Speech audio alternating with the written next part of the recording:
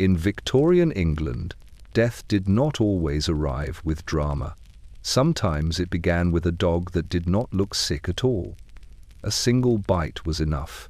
No bloodshed, no immediate pain worth remembering. The victim might even laugh it off, wipe the wound, and return home believing the danger had passed. But rabies did not announce itself quickly. It waited. Days turned into weeks, weeks into false reassurance. And then, without warning, the sentence was carried out. Not in a court, not by a blade, but inside the body itself. Before we go further, take a moment to subscribe and stay with me. These stories move slowly, and they are best followed from beginning to end. Let me know in the comments, where are you listening from tonight? By the time symptoms appeared, Victorian medicine had already lost. The throat would seize at the sight of water. Muscles would convulse against the will. Fear would sharpen into something animal and uncontrollable. Doctors used gentler words, hydrophobia, nervous agitation, but everyone in the room understood the truth. There was no treatment, no intervention. Once rabies revealed itself, death was not approaching. It had already arrived. This is the story of rabies in Victorian England, a death sentence delivered on delay, a disease that exposed the fragile edge of 19th century medicine and forced families, physicians, and entire communities to watch helplessly as time ran out. The dog did not stagger.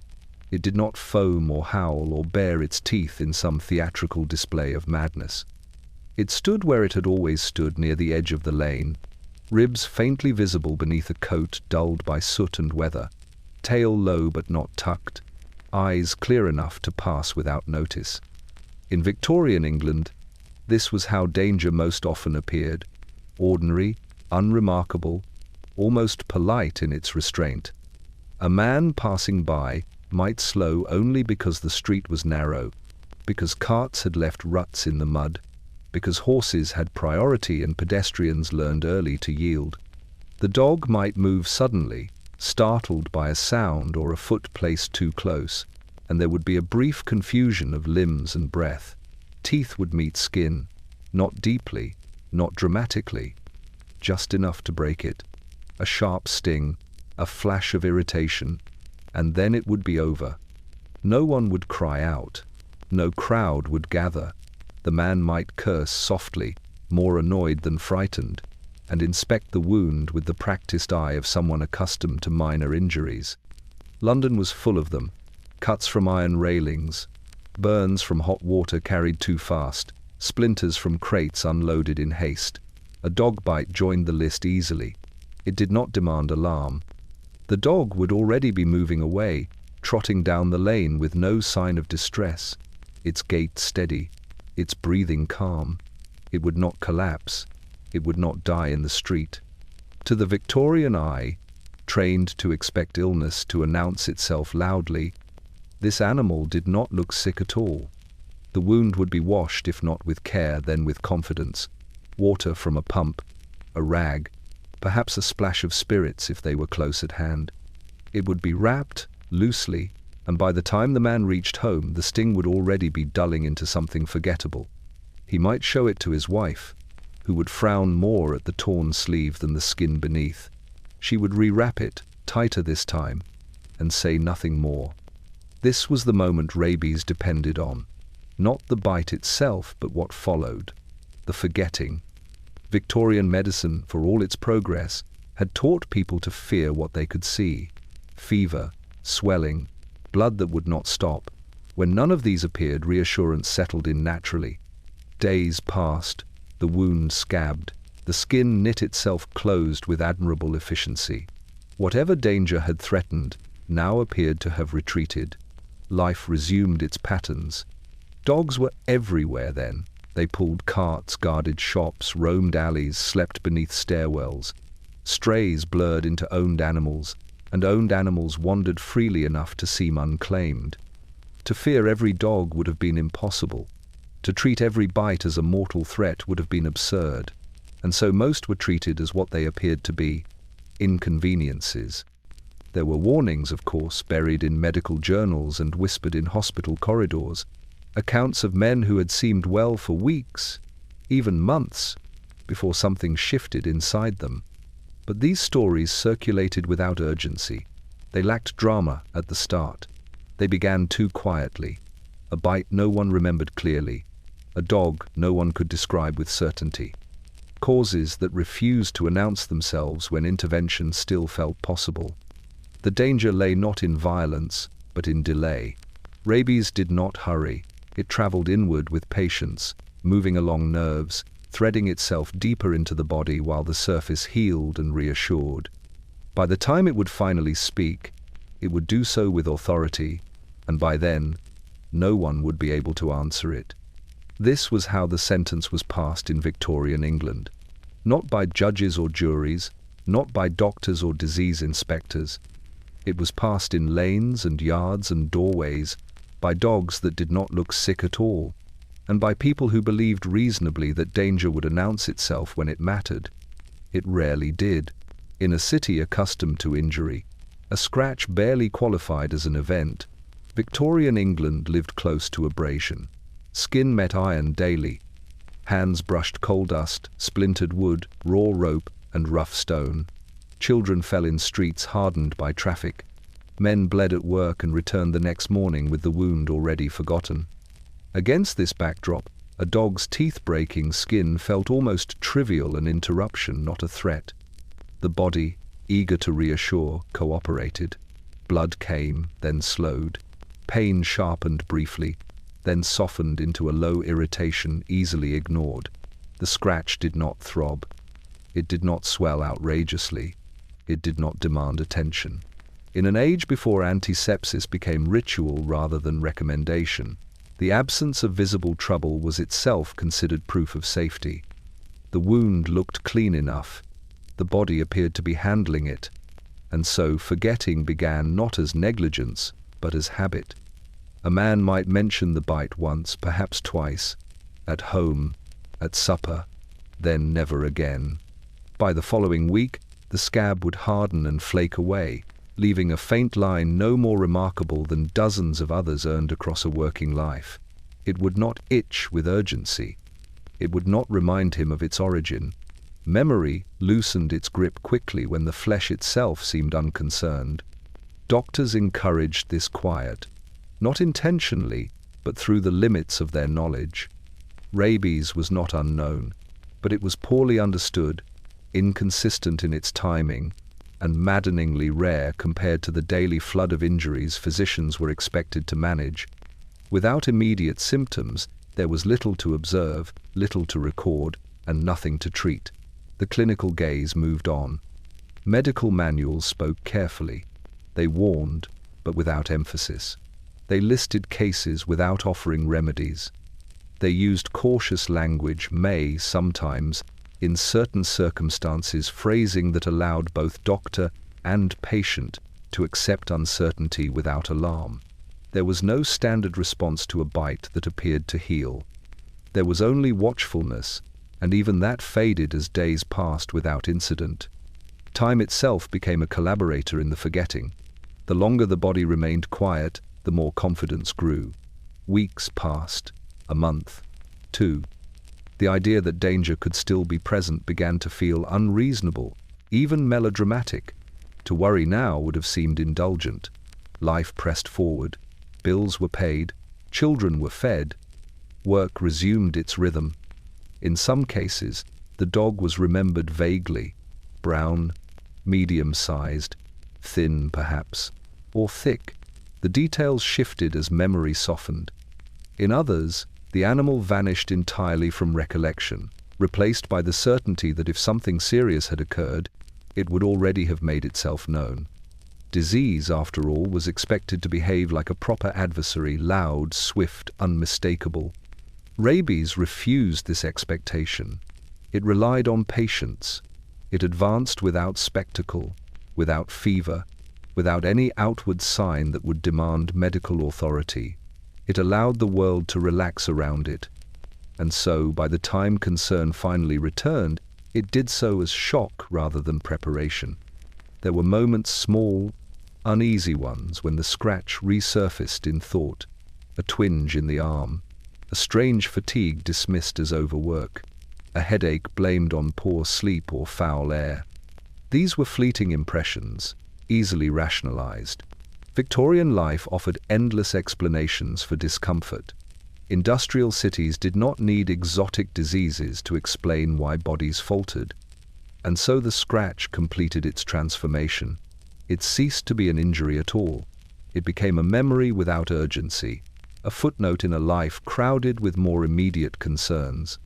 Even those who had heard stories whispered accounts of hydrophobia, of men who feared water and screamed at the sight of it, pushed such thoughts aside. Those stories belonged to extremes, to other people, to unlucky cases. The true cruelty of rabies lay here, in this quiet interval, not in the violence of the bite, but in the ease with which it allowed itself to be dismissed. It did not demand quarantine. It did not announce infection. It waited for forgetfulness to settle fully, deeply, until even the injured themselves could no longer point to the moment everything had changed. By the time memory returned with clarity, it would no longer matter. Victorian England moved on 4 legs as much as 2. Dogs threaded through the city like smoke, present everywhere, owned by no one, and everyone at once. They slept beneath carts, followed butchers, lingered outside taverns, guarded workshops, and padded alongside children on errands as if they belonged there. No register tracked them. No clear line separated pet from tool, companion from nuisance. They were simply part of the street. In poorer districts, dogs earned their keep. They pulled barrows through alleys too narrow for horses, hauled scraps, guarded goods left briefly unattended. In wealthier neighborhoods, they lounged beneath tables or accompanied ladies on walks, their presence a quiet signal of domestic order. Even strays blended easily into this world. A collar might be missing, ribs too visible, but hunger alone did not mark an animal as dangerous. Hunger was common. It was expected. Municipal authorities struggled to define the problem because they could not define the animals. Was a dog without an owner a threat, or merely an inconvenience? Was aggression a sign of disease or of mistreatment? Bites occurred daily and meant little. Dogs snapped when startled, when cornered, when competing for food. Teeth were ordinary instruments. The streets were full of them. Rabies, when it entered this environment, hid easily.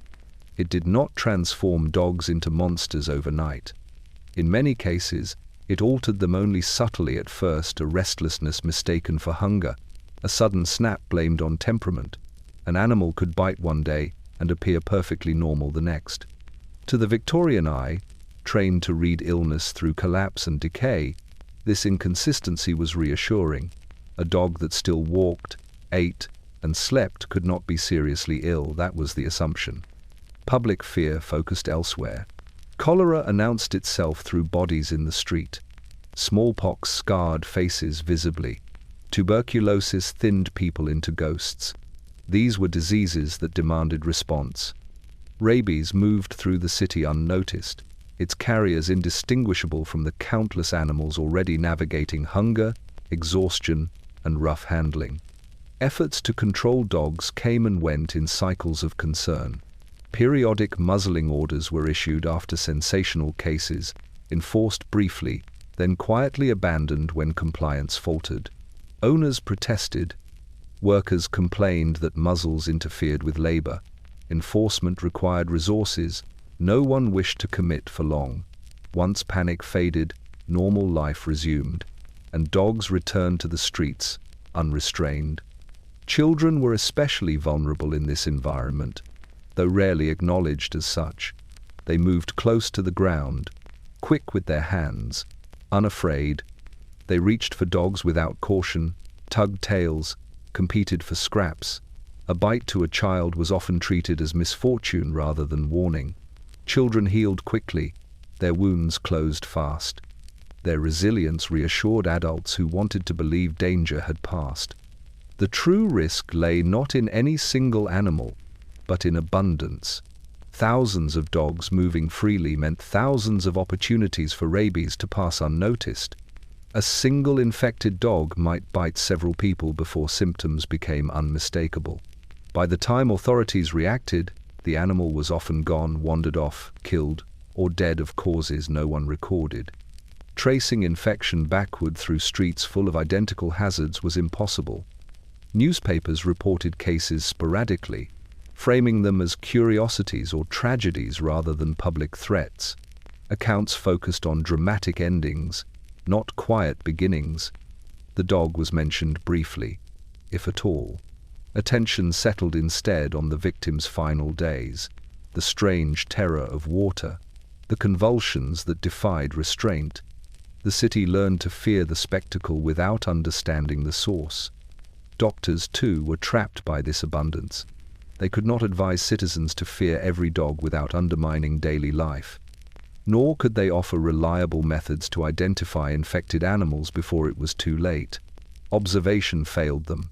Behavior misled them. Rabies did not announce itself clearly enough to justify drastic action until the damage was already done.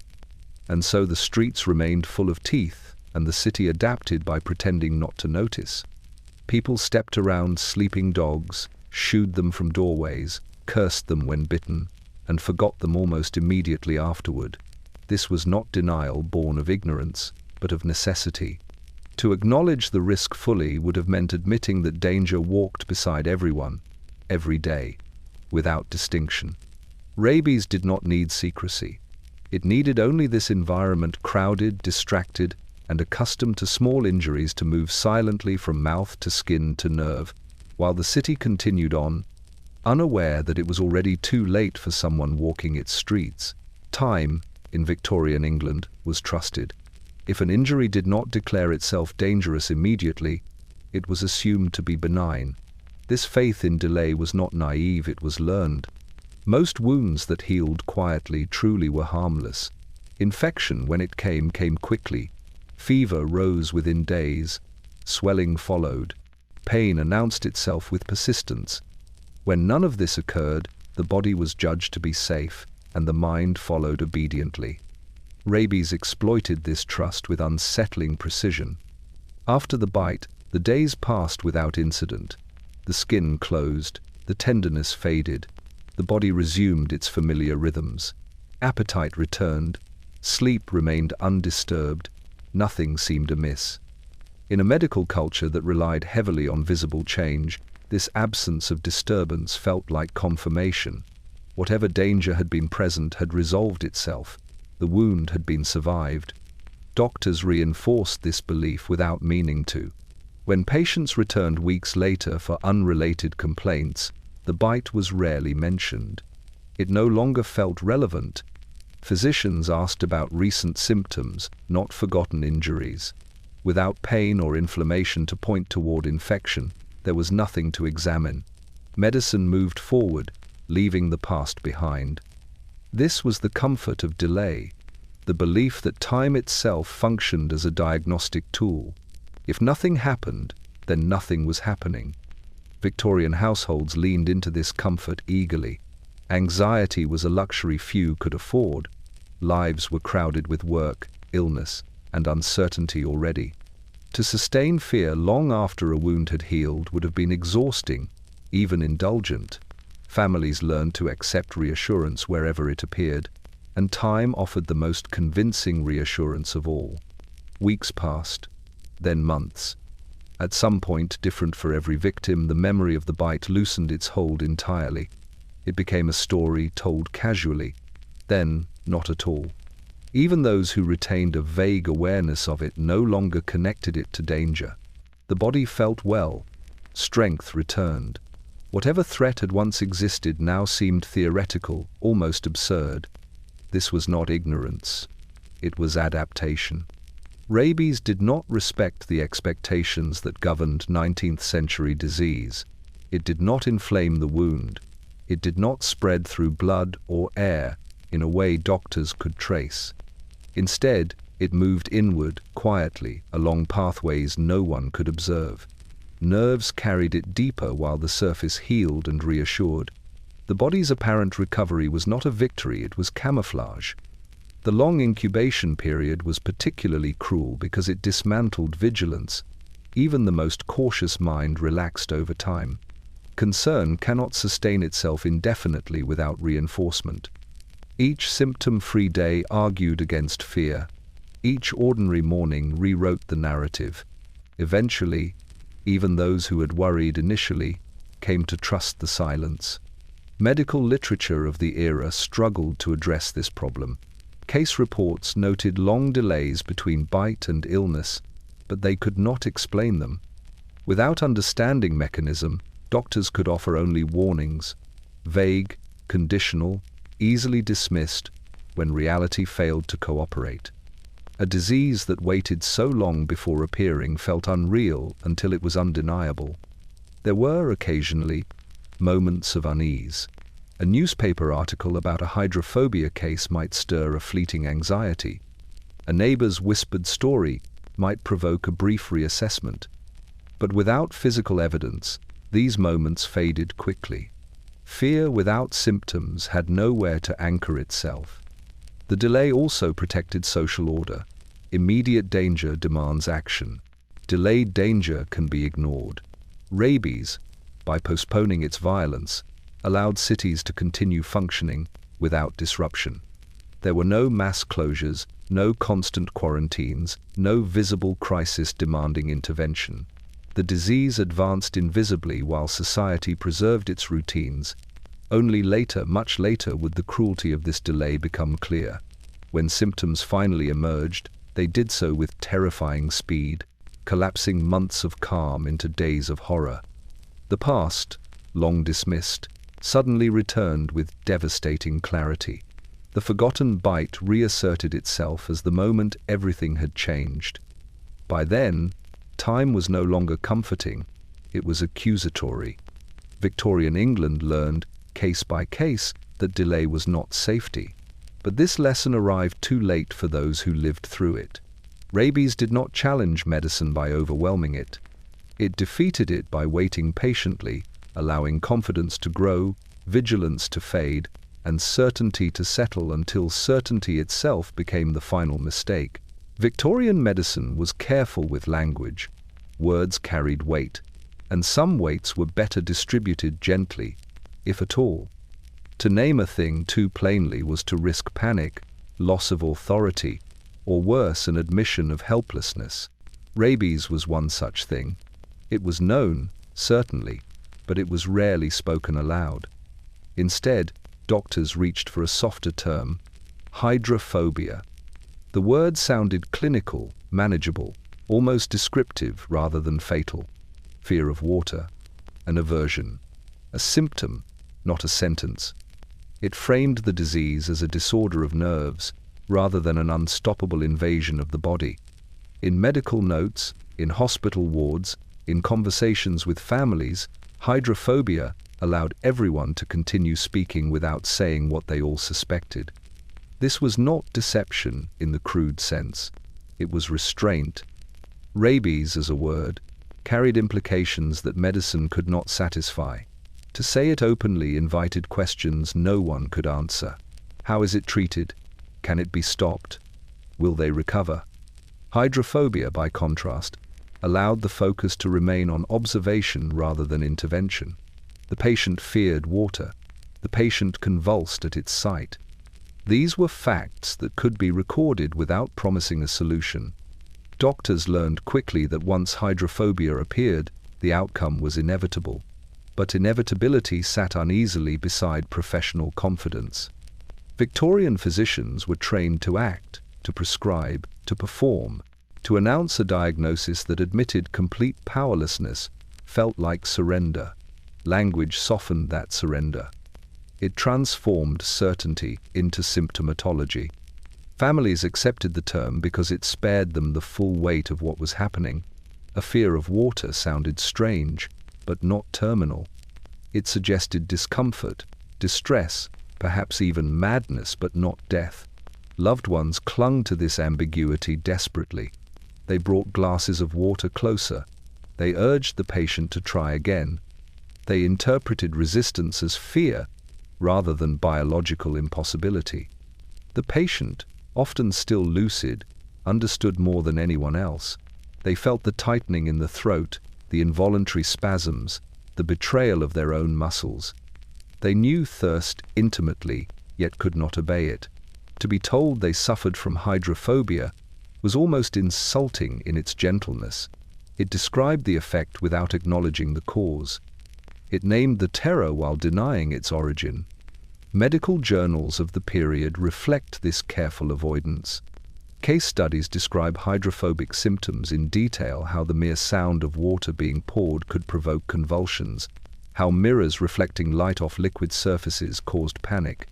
Yet the word rabies appears less frequently, tucked into margins or conclusions rather than headlines. The disease was discussed indirectly, as though speaking it too boldly might summon it. This linguistic caution extended beyond hospitals. Newspapers adopted the same euphemism, often presenting cases as curiosities rather than warnings. Headlines spoke of hydrophobia as a strange affliction, emphasizing its rarity and its oddity. Readers were invited to marvel at the symptoms, not to consider their own vulnerability. The danger remained distant, abstract. Even public health measures reflected this avoidance. Notices warned of hydrophobic dogs, not rabid ones. Orders focused on behavior: biting, snapping, agitation, rather than diagnosis. The disease itself remained unnamed, its presence acknowledged only through implication. This allowed authorities to act without fully confronting the scale of the problem. Hydrophobia also blurred boundaries between illness and insanity. Fear of water seemed irrational, unexplainable, almost psychological. Some patients were misclassified, sent to asylums rather than hospitals, their condition interpreted as madness rather than infection. This misplacement was not always malicious. It followed naturally from language that emphasized behavior over cause. Yet the safer word carried consequences. By softening the reality, it delayed understanding. It allowed communities to believe that rabies was rare, exceptional, almost exotic. It discouraged aggressive prevention because it obscured urgency. A fear could be endured. A sentence demanded action. Victorian medicine prided itself on progress, on naming and categorizing the world. But here, language faltered. Hydrophobia became a veil, thin, polite, and dangerously comforting. It permitted doctors to speak without confessing failure, families to hope without foundation, and society to maintain composure in the face of something it could not yet defeat.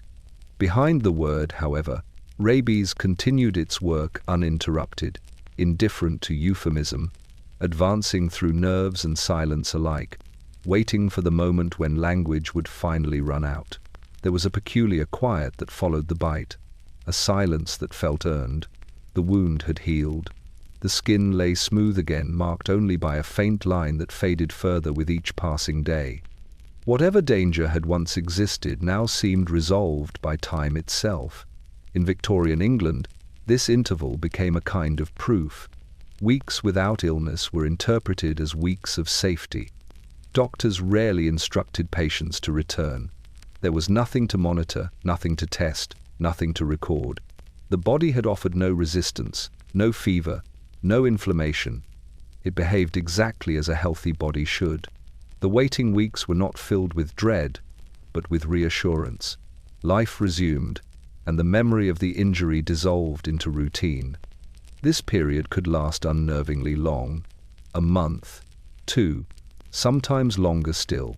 The body carried the infection quietly, without complaint, without spectacle. It did not announce invasion. It did not summon medical attention. It waited. Families noticed nothing unusual. Appetite remained steady. Sleep was uninterrupted. Work continued. The victim did not grow pale or thin or withdrawn. They did not cough. They did not ache. There was no sign, no warning flare to justify concern. In a society accustomed to visible suffering, invisible illness simply did not register. Victorian medicine relied heavily on timelines. Diseases followed expected arcs.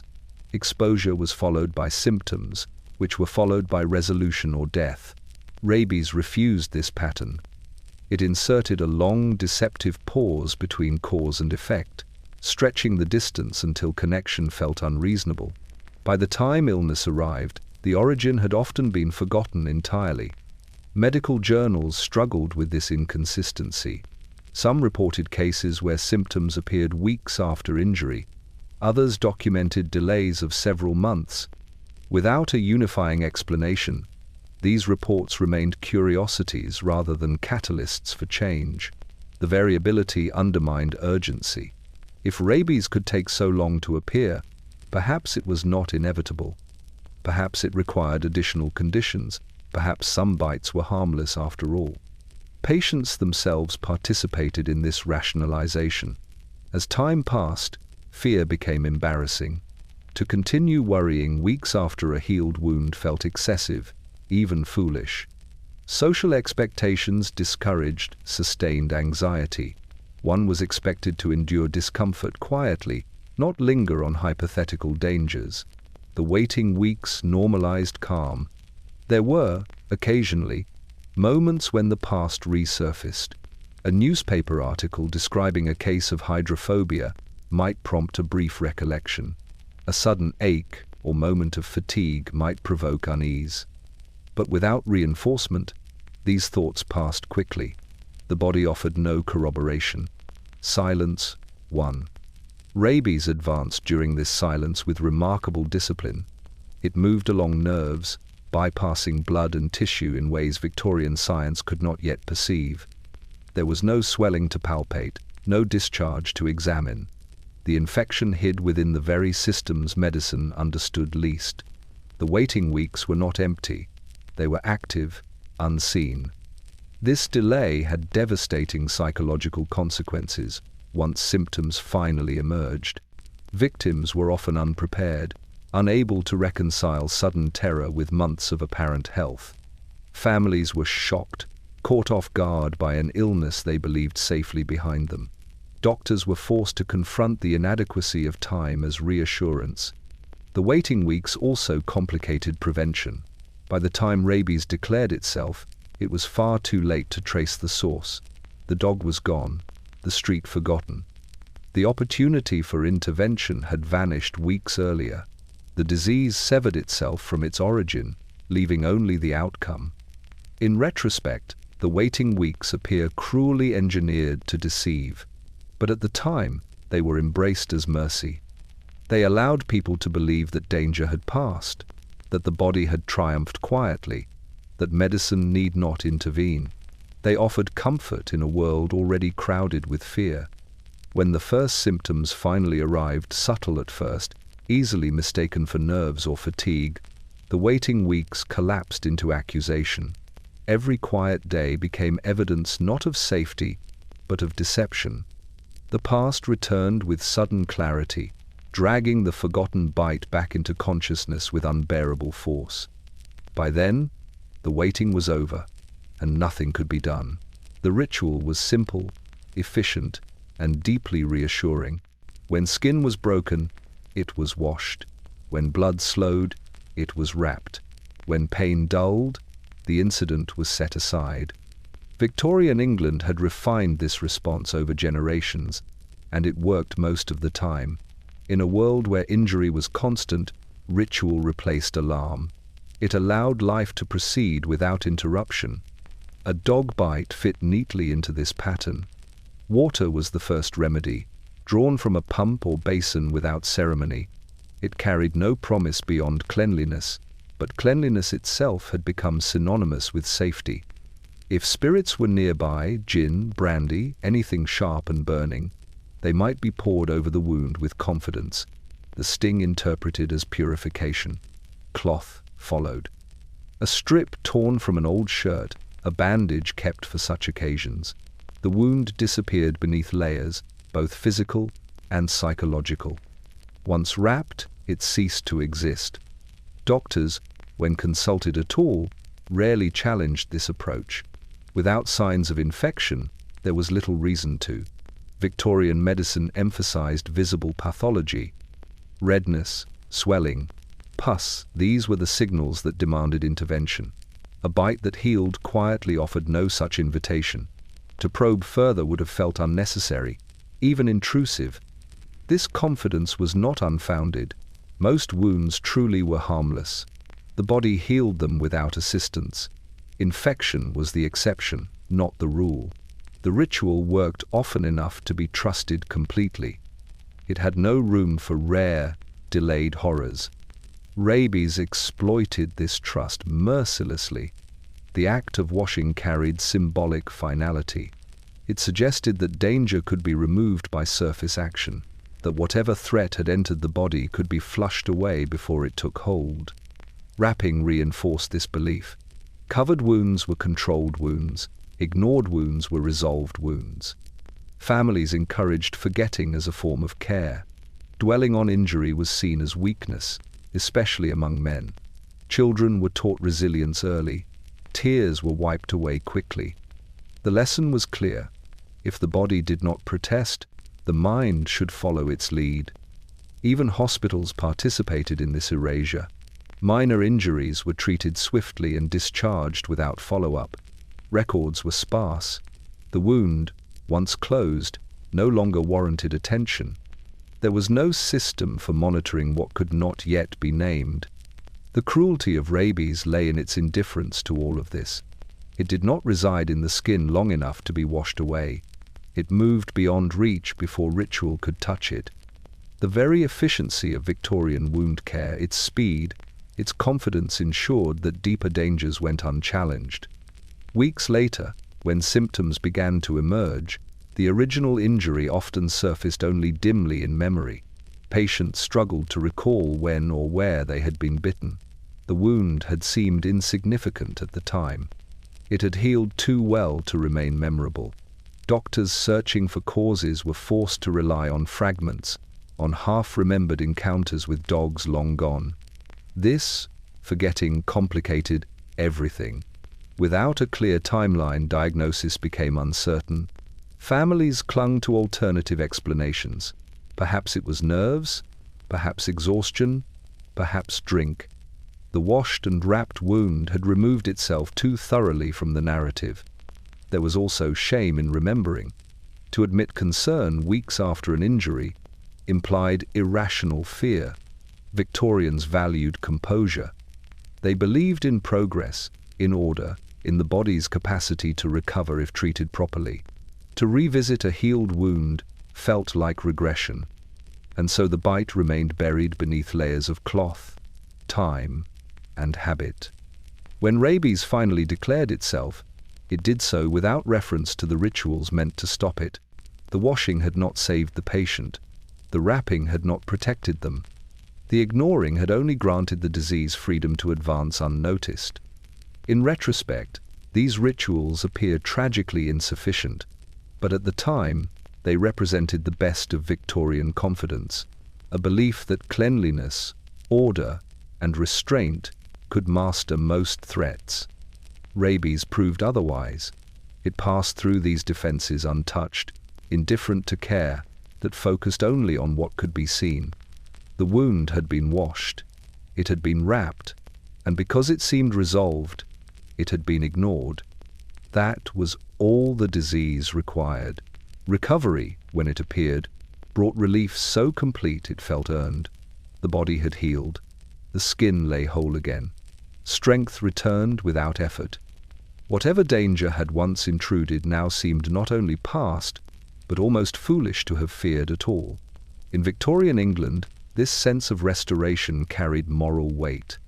To recover was to prove one's constitution sound, one's habits disciplined, one's life properly ordered. The bite became evidence of resilience rather than risk. Days slipped into weeks without incident, and each ordinary morning reinforced the illusion. The patient woke without headache, ate without nausea, worked without fatigue. The body did not whisper of trouble. It offered no reason to doubt itself. Recovery, so visible and so persuasive, closed the matter quietly. Families adjusted their concern accordingly. The wound was no longer examined. No one asked after it. Conversation moved on. To continue worrying would have felt unnecessary, even ungrateful. Victorian households prized stoicism.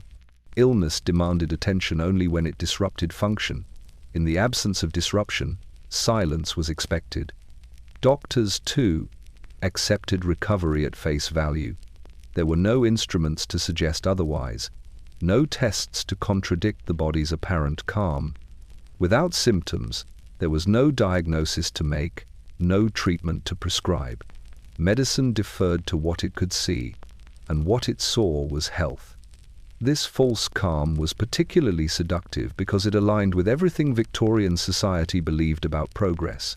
The 19th century trusted improvement. It trusted the body to respond to care. It trusted time to correct minor harms. Recovery fit the narrative perfectly. It reassured not just individuals, but an entire medical culture eager to believe that most threats could be managed. Rabies allowed this belief to flourish uninterrupted. The disease, concealed deep within the nervous system, did not interfere with recovery's outward signs. Muscles remained obedient. Thoughts remained clear. There was no fever to betray invasion. The infection advanced quietly while the body displayed its best behavior. To all observers, patient, family, physician, the crisis had resolved itself. This calm had consequences. It dulled memory. The bite, once alarming, became trivial. Its details blurred. Was it a dog or a cat? A scratch or a nip? The location shifted in recollection. The date became uncertain. Recovery rewrote the past, transforming danger into anecdote. It also reshaped expectations. If weeks had passed without illness, why should months bring it? The longer calm persisted, the more implausible future danger seemed. The mind recalibrated probability. Rabies became something that happened to others, to rare cases reported in newspapers, not to someone who had already returned to normal life. Even those with medical training were vulnerable to this logic. Doctors knew rabies could incubate for extended periods, but knowledge without reinforcement fades. When faced with a patient who appeared healthy, theory yielded to observation. The body's calm outweighed distant warnings. The tragedy of this false calm lay in its completeness. It did not feel provisional, it felt final. Victorian medicine lacked a framework for latent catastrophe. Disease was expected to announce itself early and decisively. A condition that hid for months, then erupted without warning, defied classification. Recovery, once achieved, was assumed to be permanent. There was no language for a healing that concealed destruction. When symptoms eventually appeared, they shattered this calm violently. The suddenness of decline felt impossible to reconcile with months of health. Families struggled to connect the present horror with a long-forgotten injury. Patients themselves were often incredulous, unable to understand how their own bodies had betrayed them so completely. In those moments, the false calm revealed its cruelty. It had not protected them. It had merely delayed fear until fear was useless. The confidence built during recovery became a source of shock rather than comfort, amplifying the terror of sudden illness. Rabies did not arrive as a gradual deterioration. It arrived as a contradiction. One day, health. The next, something unrecognizable. The calm that preceded it was not peace. It was misdirection. And by the time this became clear, recovery had already done its work, erasing urgency, dissolving memory, and leaving both patient and physician unprepared for what was about to unfold. Victorian England was full of stories that ended abruptly, accounts half told, letters stopped mid-sentence, medical notes that trailed off without conclusion. In the case of rabies, this incompleteness was not accidental. It was habitual. The disease produced narratives no one wished to carry through to their end. Early cases were often spoken of briefly, then abandoned. A man taken ill after weeks of good health, a sudden terror of water, a rapid decline that unsettled everyone who witnessed it. These details circulated quietly among doctors, among neighbors, within families, but they rarely settled into firm memory. They were disturbing, and disturbance invited forgetting. Medical journals recorded such cases sparingly. When they did, the language was careful and restrained. Symptoms were listed, timelines noted, but the emotional reality was stripped away, and conclusions were often absent. The patient died. The cause was suspected. Nothing more could be added. The story closed not with understanding, but with silence. This pattern repeated itself across decades. Each case appeared isolated, peculiar, unfortunate. There was no sense of accumulation, no shared narrative binding them together. Without a clear mechanism or cure, rabies resisted synthesis. Doctors could not build a theory sturdy enough to carry certainty, and without certainty, stories remained fragmented. Families contributed to this fragmentation out of necessity. Rabies deaths were deeply unsettling to witness. The suffering was intense, the behavior alarming, the end inevitable. To remember such an event vividly was to invite lasting fear. Many preferred to let the memory fade, to smooth its edges, to speak of it only when pressed. Children were shielded from details. Visitors were discouraged. The dying were often kept behind closed doors. This privacy was an act of mercy, but it also erased witnesses. Without shared observation, stories could not solidify. Each death existed in isolation, contained within a household, then quietly released into obscurity. Newspapers played their part. When rabies cases were reported, they were framed as oddities or warnings, not as patterns. The focus fell on the unusual symptoms, the strangeness of the affliction, rather than on prevention or cause. Readers were invited to marvel briefly, then turn the page. There was also an unspoken discomfort in acknowledging repetition.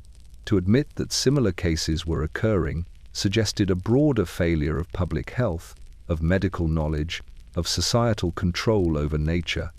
Victorian confidence depended on progress. Repeated, unexplained deaths undermined that confidence. It was easier to treat each case as singular. Doctors who encountered rabies more than once often carried the memory privately. They recognized the signs sooner the second time, but recognition did not grant power. Knowing the end in advance only sharpened helplessness. Some physicians avoided publishing such cases altogether, seeing little value in recording what could not be altered. As a result, rabies lived in the margins of collective memory. It was known, feared in abstract, but rarely confronted directly. There was no central archive of suffering, no comprehensive account to force recognition. Each victim vanished into anonymity, their story unfinished in the public record. This absence had consequences. Without complete stories, prevention lacked urgency. Warnings felt theoretical rather than personal. Communities did not see themselves reflected in the victims. The disease remained distant, a medical curiosity rather than an immediate threat. Rabies thrived in this environment of partial remembrance. It did not need secrecy, it needed fragmentation. Each isolated story reassured society that the problem was rare, exceptional, manageable by avoidance rather than action. Only later, when patterns began to emerge across borders and decades, would medicine attempt to gather these scattered narratives into something coherent. But for Victorian England, the stories remained unfinished, cut short by death, by discomfort, by the limits of language itself. The silence between these stories was as important as the stories themselves. It allowed rabies to persist without provoking sustained response. It ensured that each new case arrived with the same shock, the same disbelief, as though nothing like it had ever happened before. And so the disease continued, not loudly, not frequently, but persistently leaving behind fragments of lives that no one fully recorded, and lessons that took far too long to assemble. Rabies did not hurry, and because it did not hurry, neither did anyone else. Victorian England learned to respond to crisis by spectacle. When disease overwhelmed quickly, it demanded attention. Cholera flooded streets with bodies. Typhus hollowed out neighborhoods in weeks. Smallpox left its mark plainly written on the skin. These were emergencies that could not be ignored. They disrupted labor, emptied homes, frightened cities into motion. Rabies did none of this. It arrived quietly, took one person at a time, and waited. Without crowds of the sick, there was no collective alarm. Without rapid spread, there was no sense of contagion pressing outward. Rabies did not threaten infrastructure. It did not overwhelm hospitals. It did not arrive in waves. Each case appeared isolated, personal, tragic, but never urgent. Public health authorities struggled to justify action against a disease that refused to behave dramatically. Quarantines were blunt tools, ill-suited to an illness that lay dormant for weeks or months. By the time symptoms appeared, isolation served no purpose beyond protecting witnesses from distress. Prevention required foresight, and foresight depended on belief in danger that was not yet visible. Municipal councils debated measures endlessly and enacted them briefly. Muzzling orders appeared after sensational deaths, then vanished once public attention drifted. Stray dogs were culled sporadically, not systematically. Enforcement depended on fear, and fear faded quickly when no new cases followed immediately. Rabies did not supply momentum. Doctors, too, were conditioned by urgency. Medical training emphasized intervention, action taken in response to clear threat. Rabies offered no such moment. The bite healed. The patient lived normally. There was no decisive point at which treatment could be justified without appearing excessive. To act too soon risked ridicule. To act too late was inevitable. This hesitation became institutional. Hospitals did not develop protocols for exposure because exposure did not look like illness. There were no wards for patients who felt well. No funding for threats that might never materialize. Medicine waited for symptoms, and rabies ensured that waiting was fatal. The disease also resisted classification as a social problem. It was not tied neatly to poverty, though the poor suffered disproportionately. It was not confined to cities or countryside. It did not follow predictable seasons. Without patterns to anchor policy, response drifted. Even victims themselves rarely felt urgency until it was too late. The long calm before illness discouraged preparation. By the time fear arrived, it arrived alongside convulsions, confusion, and terror, states that erased agency. The moment when urgency might have mattered had passed unnoticed. This absence of urgency shaped cultural attitudes. Rabies became something whispered about rather than planned for. It occupied the edges of medical education, the footnotes of public discourse. It was feared abstractly, but not anticipated practically. Society learned to react emotionally rather than strategically. Newspapers reinforced this rhythm. Reports appeared suddenly, dramatically, then stopped. There was no sustained coverage, no follow-up investigation, no demand for reform. The story burned briefly, then vanished. The disease never lingered long enough in public consciousness to provoke lasting change. Rabies was perfectly suited to a world that required crisis to justify action. It denied crisis until action was useless. In hindsight, its danger lay not only in its lethality, but in its timing. It allowed complacency to harden into policy. It trained institutions to look away until confronted with spectacle. It punished delay without announcing itself as something that required speed. Victorian England was not indifferent to suffering. It was simply structured to respond to suffering only when it could be seen. Rabies hid until the final act, then revealed itself too late for urgency to matter. And so it remained a disease without haste, without pressure, without alarm, moving slowly through a society that believed time itself would announce danger when it truly mattered. It did not. The first sign was not pain, it was hesitation. A glass was lifted, familiar in weight, ordinary in every respect. The water inside caught the light, clear and inviting. Thirst had been present for hours now, a dry insistence that should have been answered easily. The body leaned forward, prepared to drink, then stopped. Not from fear, not from choice, but from something deeper and inexplicable. The throat tightened, not painfully at first, but with a firmness that felt wrong. Victorian patients struggled to explain this moment. They spoke of resistance, of an invisible barrier. They did not yet panic. They laughed awkwardly, embarrassed by their own hesitation. Perhaps they were tired. Perhaps the room was too warm. Perhaps nerves were playing tricks. The glass was set down. Minutes later, thirst returned with sharper insistence. The mouth felt cotton dry. The tongue thickened. Again the glass was lifted. Again the body refused. It was only then that unease began to spread. Doctors who encountered this symptom recognized it instantly, though they often wished they had not. The refusal of water was unmistakable once it declared itself fully. The mere sound of liquid being poured could provoke violent spasms. The throat convulsed without warning, muscles contracting against the will, forcing breath into sharp, ragged gasps. The body behaved as though drowning were imminent, even in the absence of water. This was hydrophobia not as metaphor, but as physical fact. The terror was not psychological. Patients wanted to drink. They begged for it. Their suffering was made worse by awareness.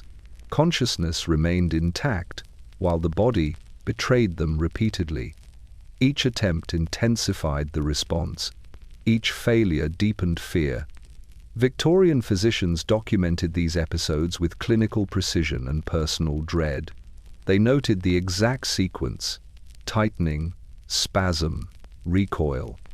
They recorded how even the sight of water could trigger convulsions, how mirrors reflecting light off liquid surfaces provoked panic.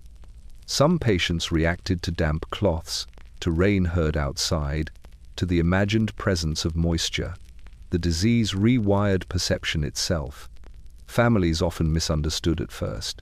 They encouraged gently, believing reassurance would overcome fear. They urged the patient to sip, to try again, to calm themselves. Their efforts only worsened the suffering. The more the patient struggled to comply, the more violently the body resisted. Water, once a symbol of relief, became an instrument of torture. This was the moment when denial began to fracture. Doctors grew quiet. Their manner shifted subtly, from engagement to containment. They stopped offering optimism. They avoided eye contact when families asked questions too directly. Inwardly, they recognized the threshold that had been crossed. Once hydrophobia appeared, no case had ever been reversed. The throat's refusal was not merely a symptom. It was a declaration. Victorian medicine had no explanation that satisfied observation. Why water? Why this particular horror? Theories abounded: irritation of nerves, inflammation of the brain, reflexive spasms, but none altered outcome. The symptom remained both diagnostic and prophetic. It announced that the disease had reached the center, that the nervous system itself was compromised beyond repair. Patients sensed this shift even without medical confirmation. The body's refusal felt final. It did not negotiate. It did not improve. Each hour brought greater sensitivity, stronger spasms, deeper exhaustion. Thirst became unbearable, yet unquenchable. The mind fixated on water while the body treated it as an enemy. Witnesses described these scenes with lasting unease. Strong men reduced to shaking, conscious of every humiliation. Women gripping bed frames as their throats convulsed. Children crying for water they could not drink. The room itself seemed to conspire against them. Basins removed, windows closed to hide rain, cups turned away. From this point forward, the course was fixed. The disease had revealed its hand, and there would be no retreat. Doctors could sedate, restrain, observe but not cure. Families could comfort, pray, and wait. The throat that refused water marked the end of uncertainty. It stripped away euphemism and delay. Whatever the illness had been called before no longer mattered. The sentence had been spoken, not in words, but in muscle and nerve, and it would be carried out quickly. The fear arrived before explanation could catch it. At first it seemed misplaced, an emotional disturbance without cause. The room was familiar, the faces were known, nothing threatening stood nearby, and yet the body reacted as though danger pressed in from every direction. The pulse quickened, breath shortened, muscles tensed in anticipation of something that had not yet appeared. Victorian observers struggled to describe this fear accurately because it did not behave like fear was supposed to. It was not tied to circumstance. It did not respond to reassurance. It rose suddenly, without warning, and settled into the body with remarkable persistence. Patients could identify no source for it, only its presence. Doctors initially suspected nerves, exhaustion, hysteria. These were familiar explanations, especially when illness presented without obvious physical injury. But this fear did not fluctuate with mood or environment. It did not recede with calm voices or gentle hands. It remained sharp and insistent, as though the body itself had learned something the mind could not access. Patients described a sense of impending catastrophe without shape or direction. They felt hunted without seeing a hunter, watched without an observer. The sensation was not paranoia, it was embodied certainty. Something was wrong, profoundly and irreversibly wrong, and the body knew it before language could supply reason. This fear amplified every sensation. Sounds seemed louder, more abrupt. Light became harsh. Shadows unsettled. The nervous system reacted as though under constant assault. Even stillness was intolerable. The body demanded vigilance while offering no target for it. Families found this stage particularly distressing because it appeared irrational. Loved ones who had been calm only days earlier now startled at movement, recoiled from touch, and begged for relief they could not define. Attempts to soothe often backfired. Comfort itself became overstimulation. Victorian physicians recorded this phenomenon carefully, noting that fear often preceded the more recognizable physical symptoms. It was not a reaction to pain. Pain had not yet fully arrived. Nor was it a response to diagnosis. Many patients had not yet been told anything definitive. The fear emerged independently, as though generated from within the nervous system itself. This was not fear of death in the abstract. It was more primitive than that. A deep, animal alarm stripped of narrative. Patients could not reason their way out of it because it did not originate in thought. It lived in the nerves, in reflexes that no longer obeyed conscious control. The presence of others sometimes intensified it. Faces blurred into sources of stimulation. Voices became intrusive. Some patients begged to be left alone, then panicked when solitude followed. There was no arrangement that satisfied the body's contradictory demands. The nervous system had turned against its own environment. Doctors attempted to calm this fear with familiar tools: laudanum, ether, alcohol. These offered temporary dulling at best. The fear receded briefly, then returned sharper, more insistent. Sedation could slow movement, but it could not silence the underlying alarm. What made this stage particularly cruel was the preservation of awareness. Patients understood that their fear was unreasonable. They apologized for it. They expressed embarrassment. They begged forgiveness for their agitation. This insight did not reduce the fear. It merely added humiliation to distress. Victorian medicine had language for madness, but this did not fit. Madness suggested delusion, false belief. These patients held no false beliefs. They did not claim persecution or hallucinate enemies. They were afraid without story, without explanation, a state far more unsettling. Observers later remarked that this fear seemed to arrive before the body fully failed, as though it were an early signal from deeper systems already compromised. It was the nervous system announcing loss of control long before muscles and breath followed. Once fear without reason had settled in, the trajectory became unmistakable. The illness had crossed from latent presence into active domination. The body was no longer merely infected, it was commandeered. From this point forward, reason would struggle to keep pace. The disease had begun to rewrite the rules by which the patient related to the world, and fear, no longer tethered to cause, would remain constant until the end. There came a moment quiet, almost imperceptible, when the doctor's pen slowed. Up to that point, everything had been recorded with care. Times, symptoms, reactions. The tightening of the throat, the involuntary spasms, the rising agitation. Victorian medicine prized documentation. The written record was proof of diligence, of mastery over chaos through observation. To write was to act, to record was to retain authority. Then the notes became shorter. The physician might still stand at the bedside, still observe, still speak gently to the family, but the pen no longer moved with purpose. Lines were left unfinished. Pages ended abruptly.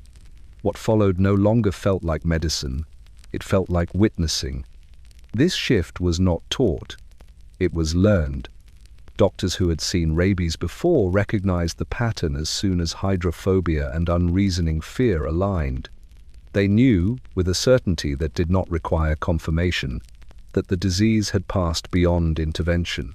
Nothing they wrote now would alter the outcome. Nothing they prescribed would reverse what had already reached the nervous system's core. To continue detailed notes felt performative, almost dishonest. Medical training emphasized decisiveness, treatment, progress. Rabies offered none of these. There was no therapeutic sequence to document, no response to track, no recovery to anticipate. The disease moved in one direction only. Writing could not slow it. Observation became a burden rather than a tool. Some physicians continued out of habit, filling pages with meticulous detail, as though precision might compensate for powerlessness. Others stopped almost entirely, noting only time of death when the end arrived. Between those points, silence crept into the record.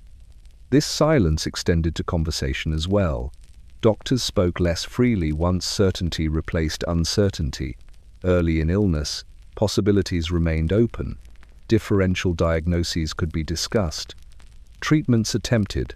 Once rabies declared itself unmistakably, language narrowed. Explanations became vague.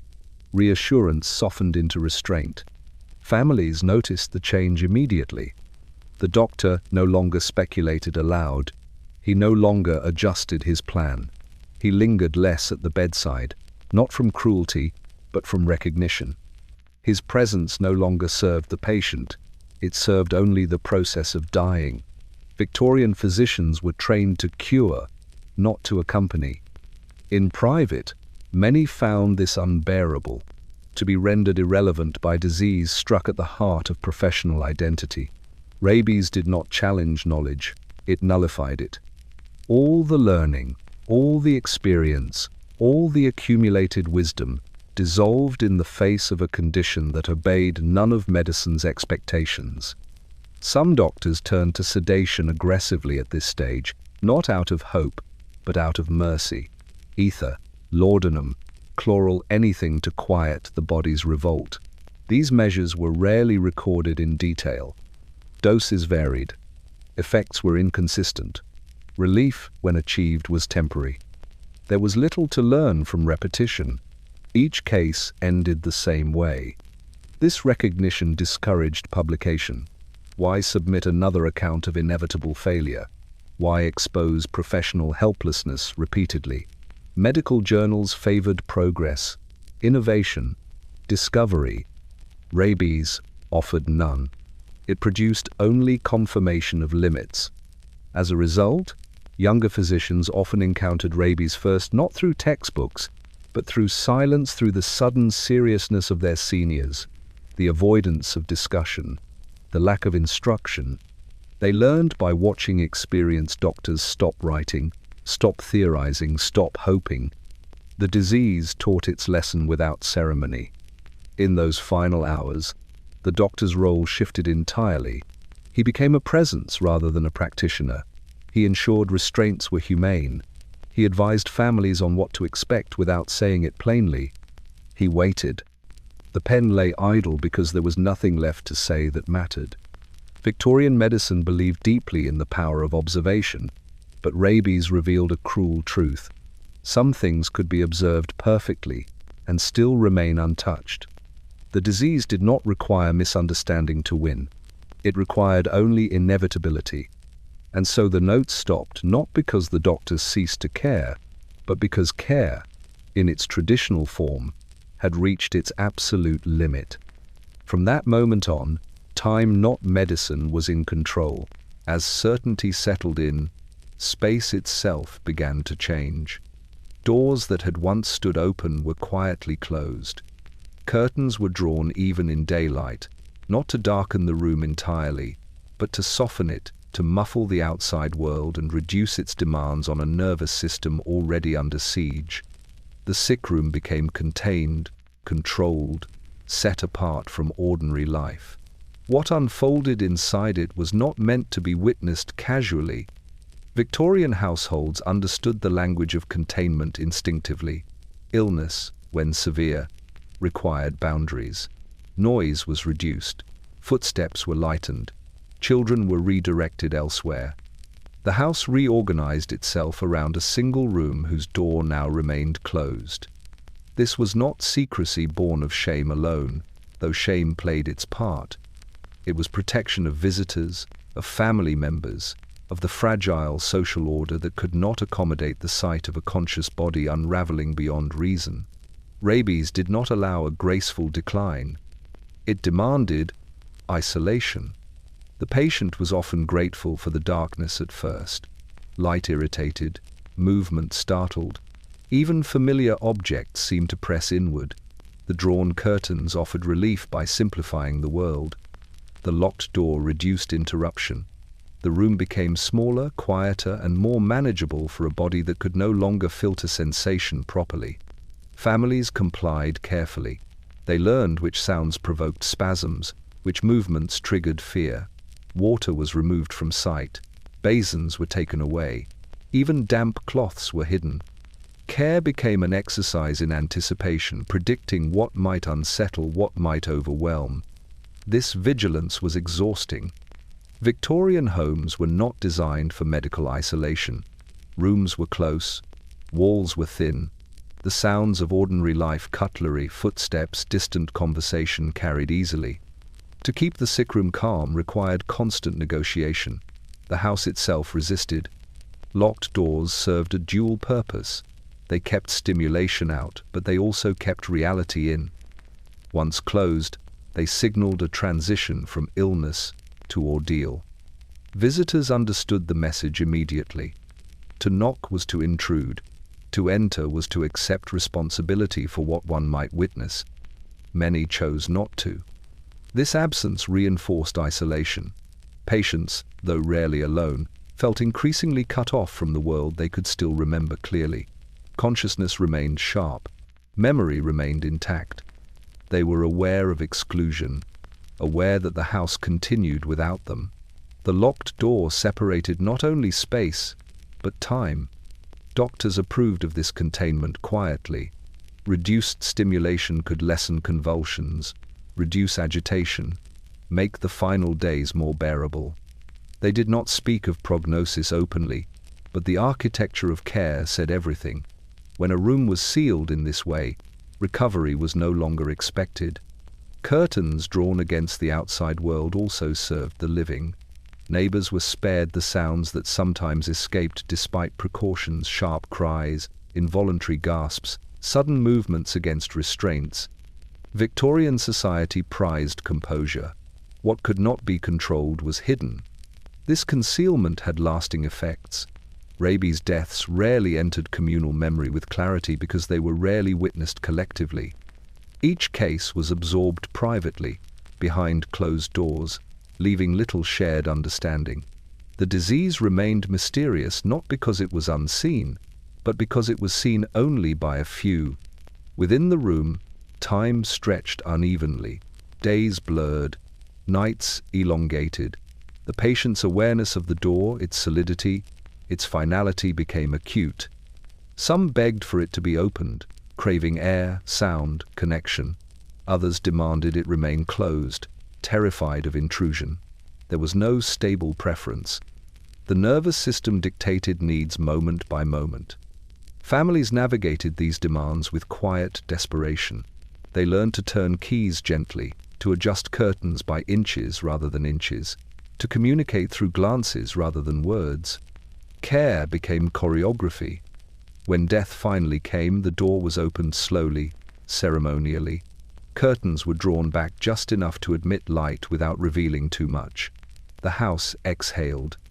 Normal movement resumed cautiously, as though the room itself might still react. The locked room lingered afterward in memory. It became a place no one entered willingly for some time. Its silence felt charged. The disease had passed through it, leaving no visible trace but altering the household's understanding of safety permanently. Victorian England learned to manage rabies not through conquest but through concealment. Locked rooms and drawn curtains were its defense not against the disease itself, but against what the disease revealed: the limits of control, the fragility of order, and the necessity, at times, of looking away. The body did not lose consciousness. That was the cruelty. Even as muscles betrayed their purpose, even as limbs jerked without permission and breath fractured into sharp, involuntary gasps, the mind remained present, observing, registering, enduring. Victorian witnesses struggled to articulate this contradiction because it violated every expectation of serious illness. One expected delirium, fevered confusion, merciful oblivion. Rabies offered none of these consolations. The convulsions began subtly: a tremor in the hand, a tightening along the jaw, a ripple through the shoulders that looked at first like discomfort rather than crisis. The patient noticed before anyone else did. They tried to steady themselves, to mask the movement, to retain dignity. Muscles refused cooperation. The tremor returned, stronger. Soon the spasms arrived in waves, unpredictable and exhausting. They seized the throat, the chest, the arms, sometimes all at once, sometimes in fragments. The body arched or recoiled as though struck, not by an external force but by commands issued from somewhere deep and unreachable. Each episode left the patient breathless, shaken, and fully aware of what had occurred. Doctors recognized these convulsions as terminal signs, yet could not soften their impact. Sedatives dulled the edges, but rarely suppressed the movement entirely. Ether might slow reaction. Laudanum might blur sensation. But the nervous system, once fully engaged, reasserted itself relentlessly. The body convulsed around the drugs rather than yielding to them. What unsettled observers most was the patient's composure between episodes. When the spasms passed, clarity returned almost immediately. Speech, though labored, remained coherent. Apologies were offered, instructions given, affairs discussed. The patient knew exactly what was happening, and often knew what would come next. This lucidity deepened the horror. Victorian society valued self-control above nearly all else.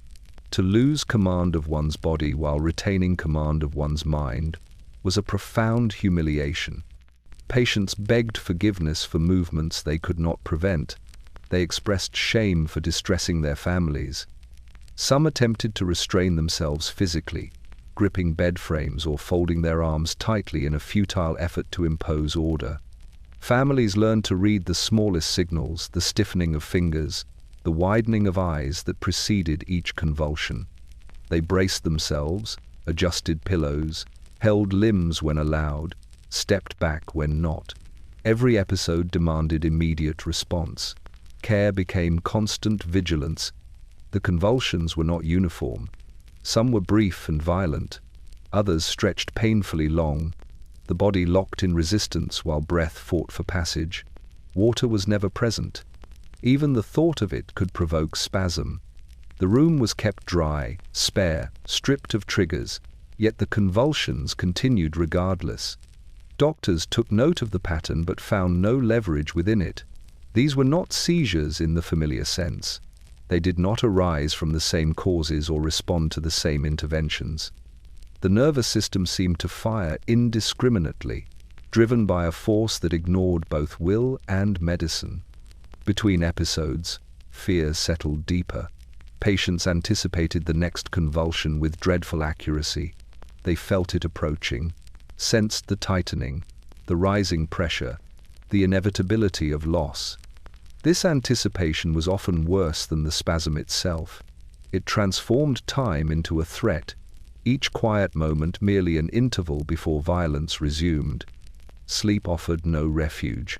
Convulsions interrupted rest repeatedly, leaving the patient exhausted but unable to surrender consciousness. The body refused both peace and escape. Awareness persisted, relentless and unforgiving. Victorian physicians later remarked that these moments altered their understanding of suffering permanently.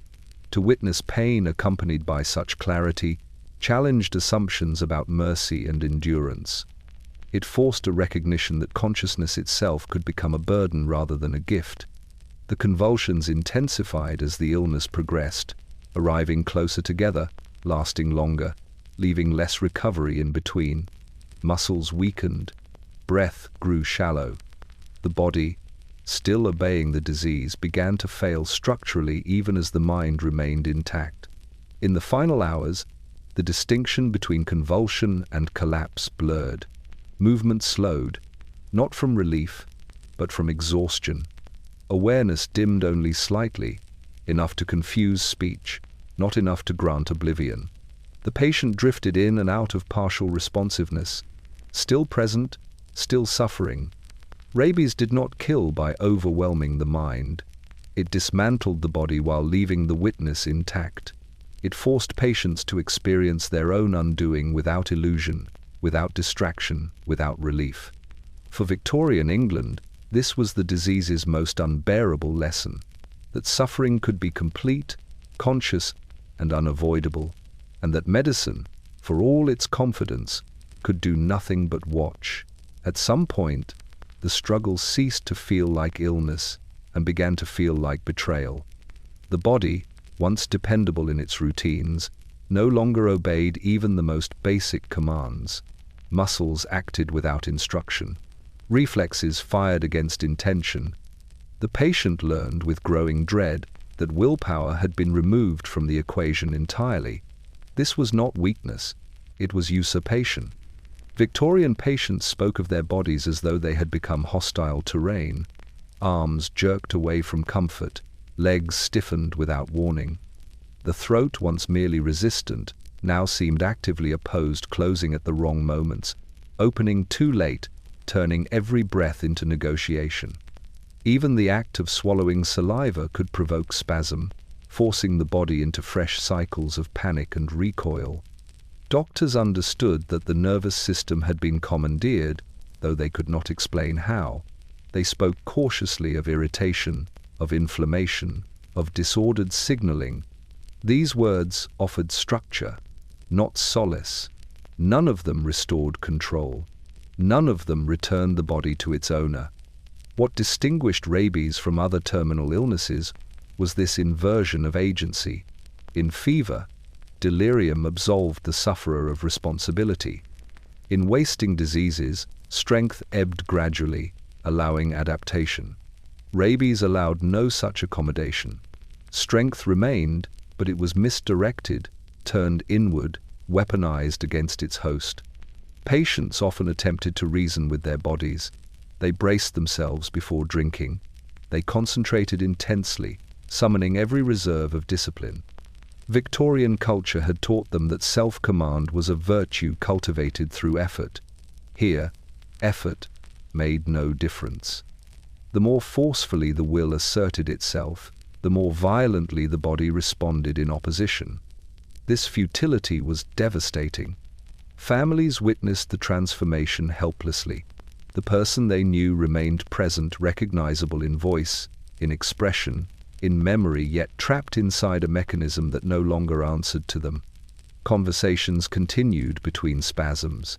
Instructions were given. Love was expressed. All of it occurred in the shadow of a body that had become unreliable, even dangerous.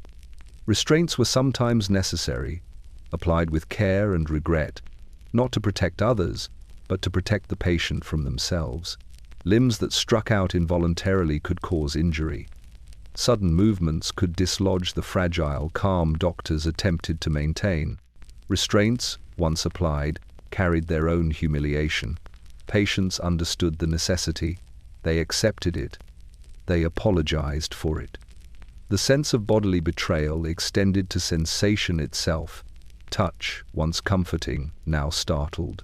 Sounds, once neutral, provoked distress. The nervous system treated ordinary stimuli as threats, amplifying response beyond reason. The body no longer filtered the world, it reacted to all of it at once. Victorian physicians observed that this stage often marked a psychological shift as well. Patients began to speak of themselves in divided terms. This body, these hands. Language reflected separation. Identity retreated inward as the physical form became alien. Despite this, dignity often persisted. Patients made requests about their affairs, their families, their final arrangements. They spoke clearly when able, using moments of calm to assert personhood against physical rebellion. These acts of clarity stood in painful contrast to the body's refusal to cooperate. Medicine had no answer for this betrayal. Drugs could blunt response, but not restore command. Ether softened sensation but also dulled awareness unevenly, leaving patients half present, half adrift, an outcome some found worse than clarity. Laudanum slowed movement, but thickened confusion without halting spasms. Every intervention was compromise, never solution. As hours passed, the body's rebellion intensified while its strength waned.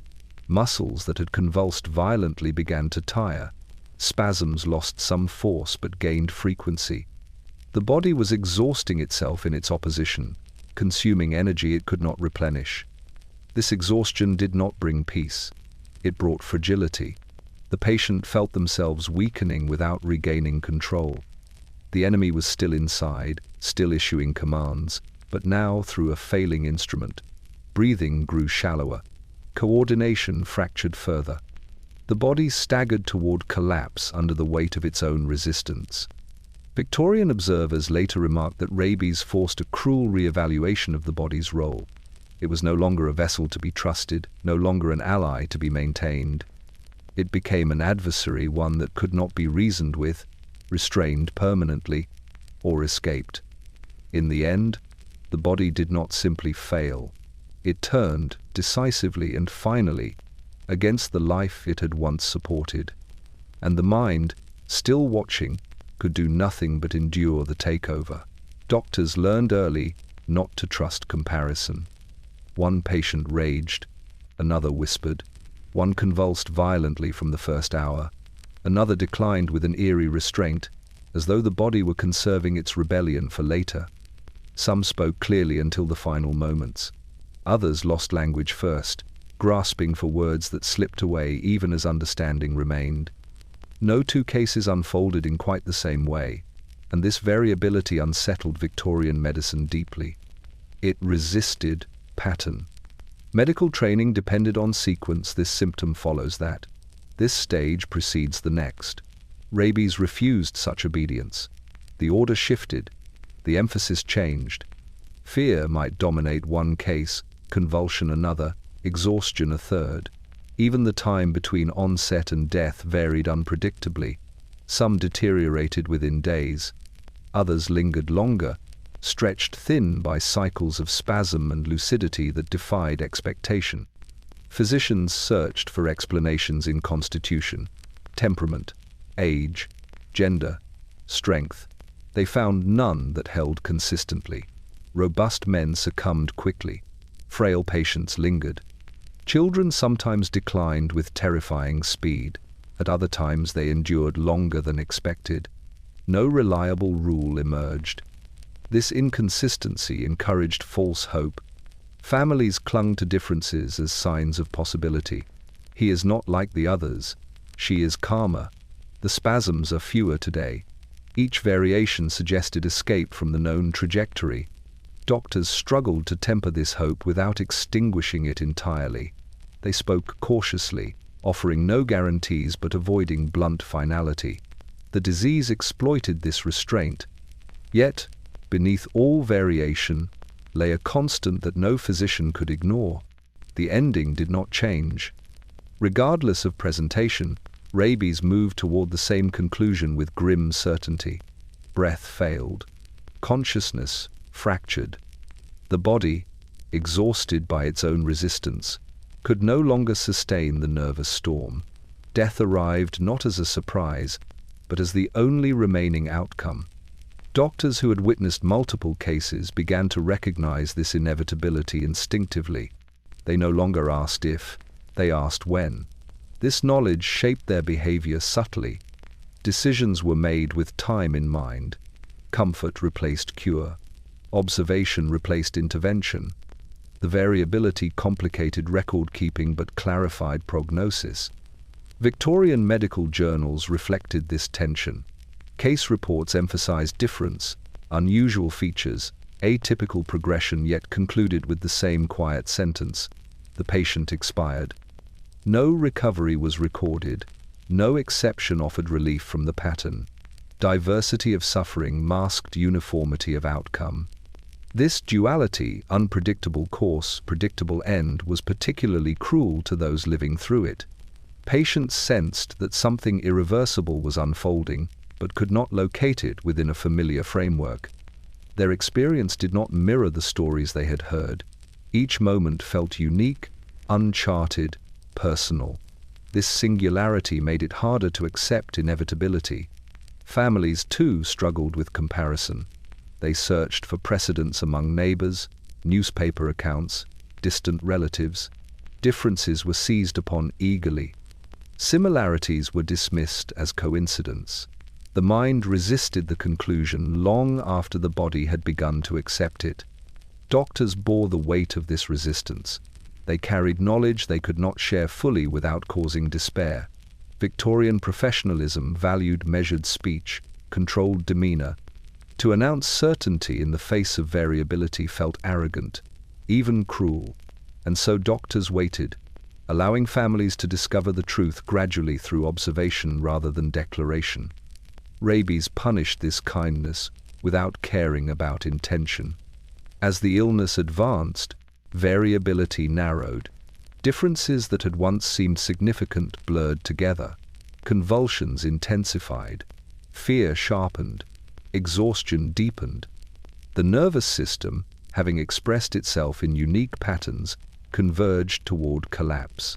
The body's options dwindled until only one remained. Those who survived longest often suffered most acutely, stretched thin by prolonged awareness and repeated crises. Those who declined rapidly were spared some of this duration, but not its intensity. There was no merciful variant, only different arrangements of cruelty. Victorian medicine emerged from these cases with a reluctant clarity. Rabies could not be understood through comparison alone.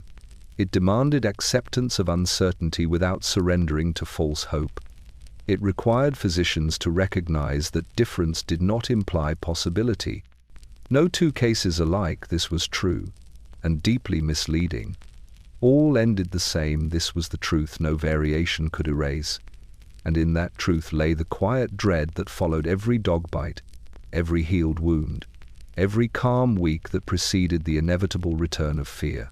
The house fell quiet in ways that could be measured, though not explained. Outside, the city continued, its noise, clattering carts, distant bells, the footfalls of pedestrians, but within, even the smallest sounds were tempered. The patient lay in a bed that had become an island, and doctors, who once spoke freely of treatment, prognosis, or intervention, now observed only in silence. Victorian medicine, so confident in its discourse, had nothing to say. This silence was not neglect, it was acknowledgement. Doctors had no recourse. They could not prescribe a remedy. They could not abate the fear that racked muscles or the spasms that claimed limbs at whim. Their instruments, their chemical compounds, their skill in observation, all were rendered impotent. Words, too, failed. Speech could not restore the nervous system to order. Advice could not summon control where it had already fled. The silence that settled in consultation rooms, in bedrooms, and over bedside tables was a response born of necessity. Families felt it almost as acutely as the patients did. They learned, often with disbelief, that physicians would stand, watch, nod, but say little. Requests for guidance were answered with measured restraint. Cautious recommendations, low and carefully phrased, replaced the authority that had once guided life in illness. Every pause reinforced the weight of what was happening. Inaction, though uncomfortable, became the only available action. In this silence, the disease spoke more clearly than any voice could. Every gasp, every muscle spasm, every trembling hand carried the narrative of progression. Words could only distract. The body itself told the truth. Victorian physicians, trained to interpret and categorize, were forced into passive comprehension. They took notes silently, their mental lists as detailed as any record, but these observations were meant to witness rather than to intervene. Silence also protected the living. The unprepared observer, hearing the sounds of convulsions or witnessing the sudden tightening of limbs, might panic. Those outside the immediate household or hospital ward were spared the terror that lay behind closed doors. Victorian society valued composure and restraint. To speak of what could not be controlled was to invite hysteria, gossip, or despair. Silence became a shield. Medical journals reflected this same tension. Authors recorded symptoms, durations, and interventions sparingly. Reports emphasized factual precision over narrative, leaving gaps that families and future doctors would struggle to interpret. The disease's progression was detailed only where it could be, leaving the terror between the lines, hinted at rather than described. In this way, the collective memory of rabies was filtered through the very restraint that Victorian culture prized. What could not be mitigated was not elaborated upon. Even patients sensed this silence. They noticed the measured speech, the avoidance of certainty, the pauses that spoke louder than any explanation. The awareness of impotence added to the terror. Patients knew that their convulsions were not a spectacle for instruction, but a reality no one could fix. In the absence of words, they were forced to confront the disease itself, unmediated, unrelieved. Silence extended beyond the bedside. Streets, homes, and parlors carried the absence of discussion. Neighbors whispered only cautiously, never naming the disease. Communities learned to acknowledge rabies abstractly, as rumor or cautionary tale, but not concretely. Knowledge, like the disease, moved quietly, leaving fear without form, danger without spectacle, and a pervasive sense that something essential had gone unspoken. By the end, medical silence was not emptiness. It was recognition. It was surrender in the most restrained, Victorian way possible. It acknowledged limits, preserved dignity where possible, and framed suffering within observation rather than remedy. The disease advanced, inevitable, while silence became its companion, bearing witness to what words could no longer capture. The quiet was both shield and sentence, and no one patient, family, or physician could escape its weight. When medicine could no longer promise intervention, hope became something fragile, almost ethereal, and often it took the shape of prayer. Victorian England was accustomed to relying on ritual, custom, and faith when the limits of science revealed themselves. In the case of rabies, these forms of solace became the only remaining refuge, the only barrier against despair that had no material defense. Families gathered at the bedside, their hands folded, their voices low. A mother might place her trembling fingers over her child's, whispering entreaties to saints, angels, or the Almighty. A father, face drawn tight with worry, might kneel by the foot of the bed, murmuring supplications to whatever divine force seemed closest, as though words alone could bend the trajectory of nerves and muscles now controlled by disease. Prayer was offered not to cure, but to intercede, an attempt to marshal power beyond human understanding to stand where medicine had failed. Patients, still conscious, often joined the recitation, though their words carried the tremor of fear and the weight of inevitability. They understood, better than anyone else, that these appeals might not alter the outcome. Still, in the absence of solution, hope demanded expression. To remain silent in a world without cure was to succumb to the disease mentally before the body had fully claimed its victory. Doctors, silent observers until now, sometimes participated in this ritual quietly. They recognized its necessity. Words could no longer effect change, but presence and solemn acknowledgement might ease the suffering that could be mitigated, the emotional terror of awareness. Medicine had surrendered its authority, but human empathy could still exert a subtle influence. Prayer was, paradoxically, both an act of surrender and of assertion. It allowed caregivers to act when action otherwise failed. Victorian houses themselves seemed to bend to this practice. Curtains were drawn further to muffle the city's relentless noises. Doors were locked to keep distractions at bay. Lamps burned low, casting pools of gentle light across faces pale with fear and exhaustion. Even the air seemed to pause, waiting, as though the house understood the fragile tension between hope and futility.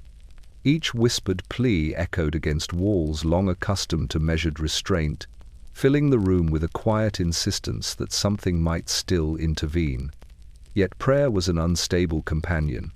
It could not calm convulsions, arrest spasms, or restore obedience to muscles now commandeered by disease.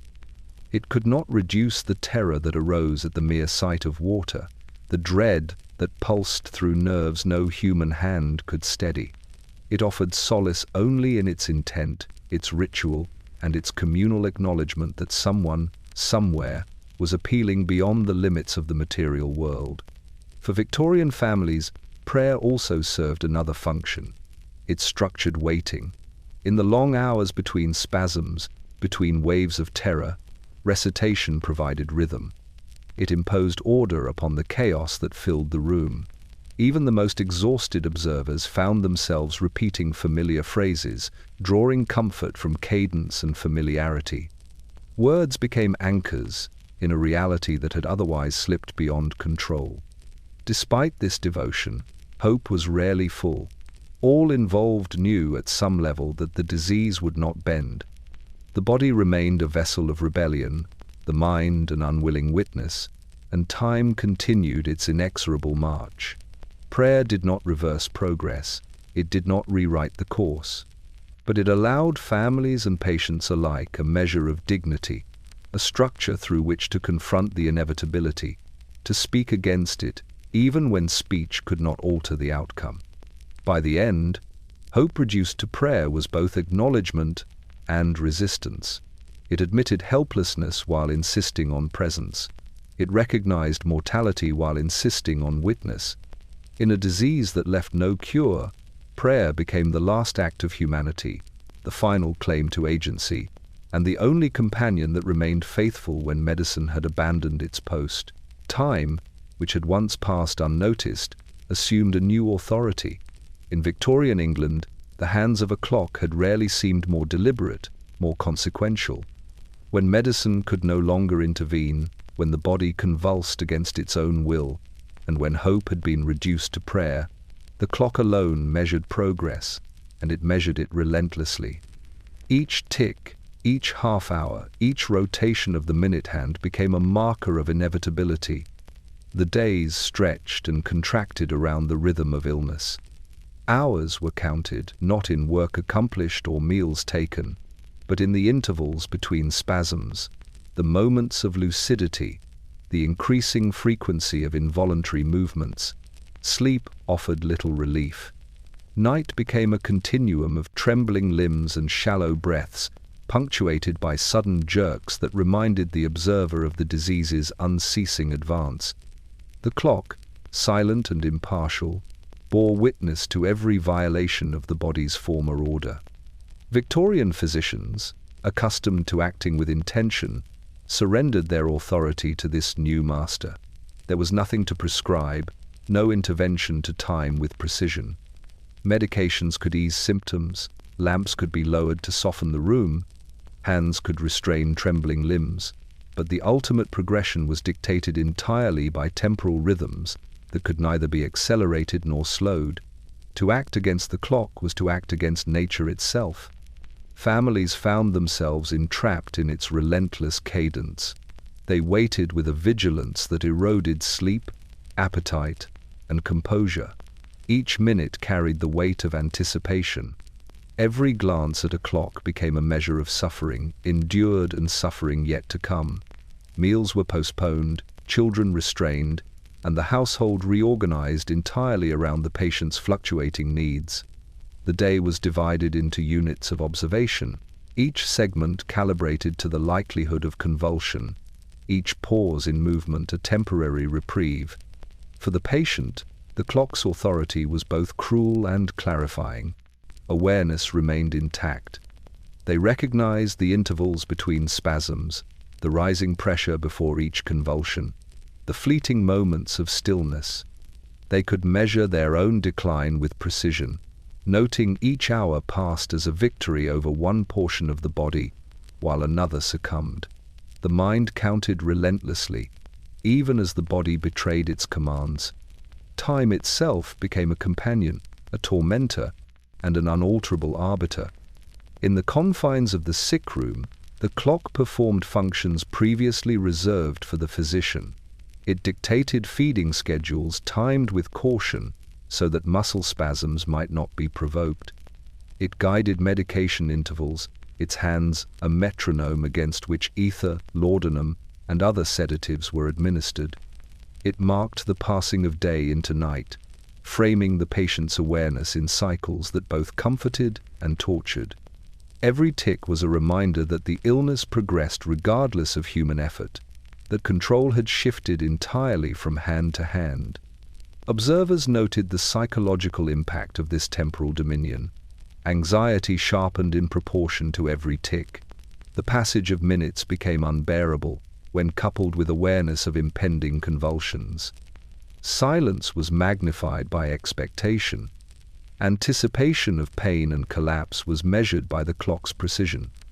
There was no distraction that could obscure its authority, no narrative to reinterpret its passage.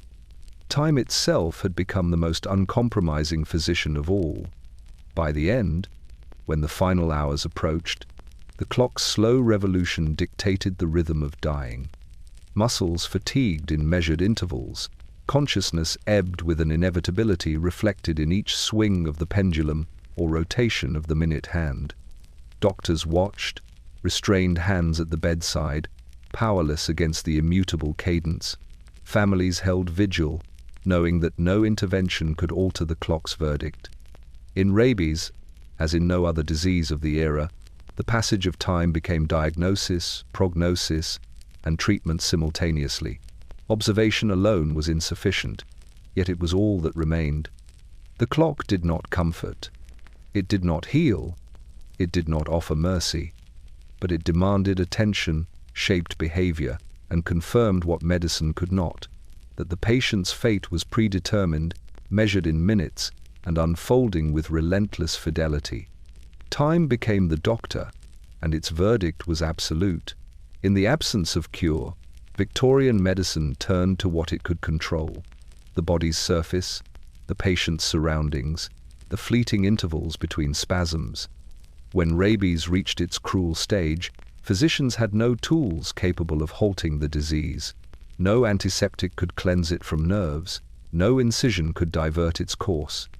No chemical concoction could restore the mind's dominion over the muscles.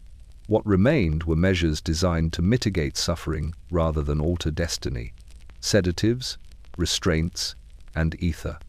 Laudanum was the first and most trusted.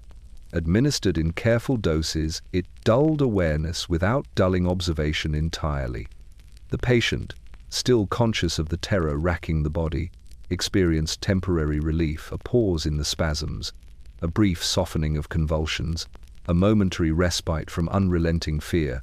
Physicians measured this response with clinical detachment, noting the duration and intensity of effect, yet knowing fully that the underlying disease continued its inexorable advance. Even the best administration could only slow, never stop, the storm within. Ether, in contrast, offered a peculiar kind of control. Its vapors clouded thought, thickened perception, and relaxed muscles enough to render some movements less violent. For a brief period, the body's rebellion seemed partially tamed, but the relief was fragile. Spasms returned unpredictably, often triggered by the faintest stimuli: the sound of water in a distant basin, the scrape of a chair across the floor, the sudden light from a candle flame.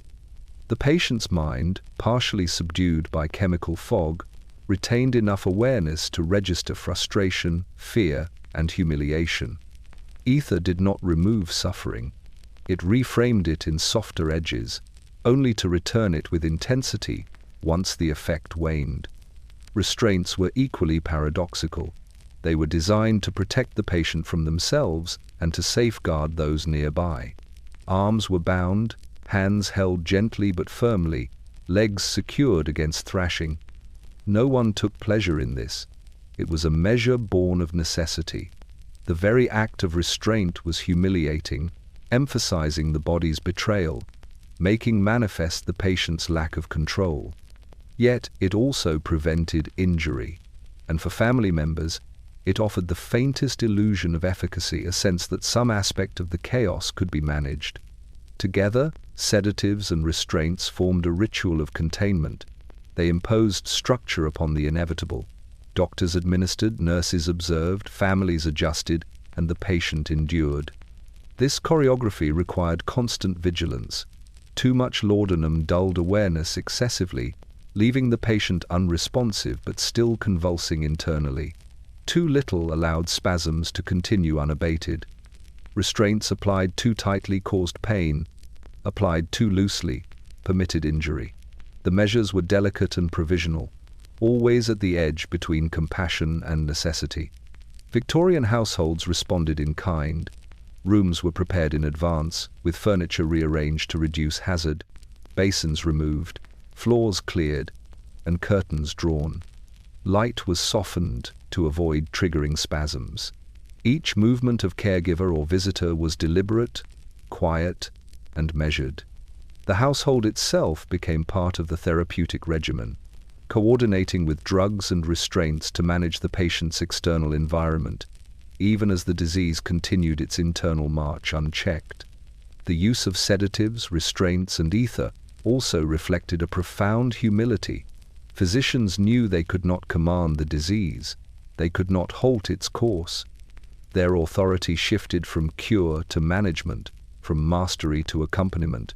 This was medicine reduced to presence, vigilance, and minute adjustments in a battle whose outcome was predetermined. In these hours, the patient's experience was paradoxical. Consciousness remained, yet agency had been ceded to chemistry and binding cloth. Relief arrived, fleeting and partial, only to recede and leave the body's rebellion intact. Awareness of helplessness intensified suffering, even as drugs and bindings prevented total destruction. Pain was mitigated, not removed. Terror was softened, not silenced. And so, sedatives, restraints, and ether became the only arsenal Victorian physicians possessed: tools to navigate suffering, not to challenge fate. They were the instruments of a medicine aware of its limits, compelled to act not against death, but alongside it, guiding the patient through hours of conscious, constrained, and unalterable decline. Surgery, for all its promise and prestige in Victorian England, could do nothing against the subtle tyranny of rabies.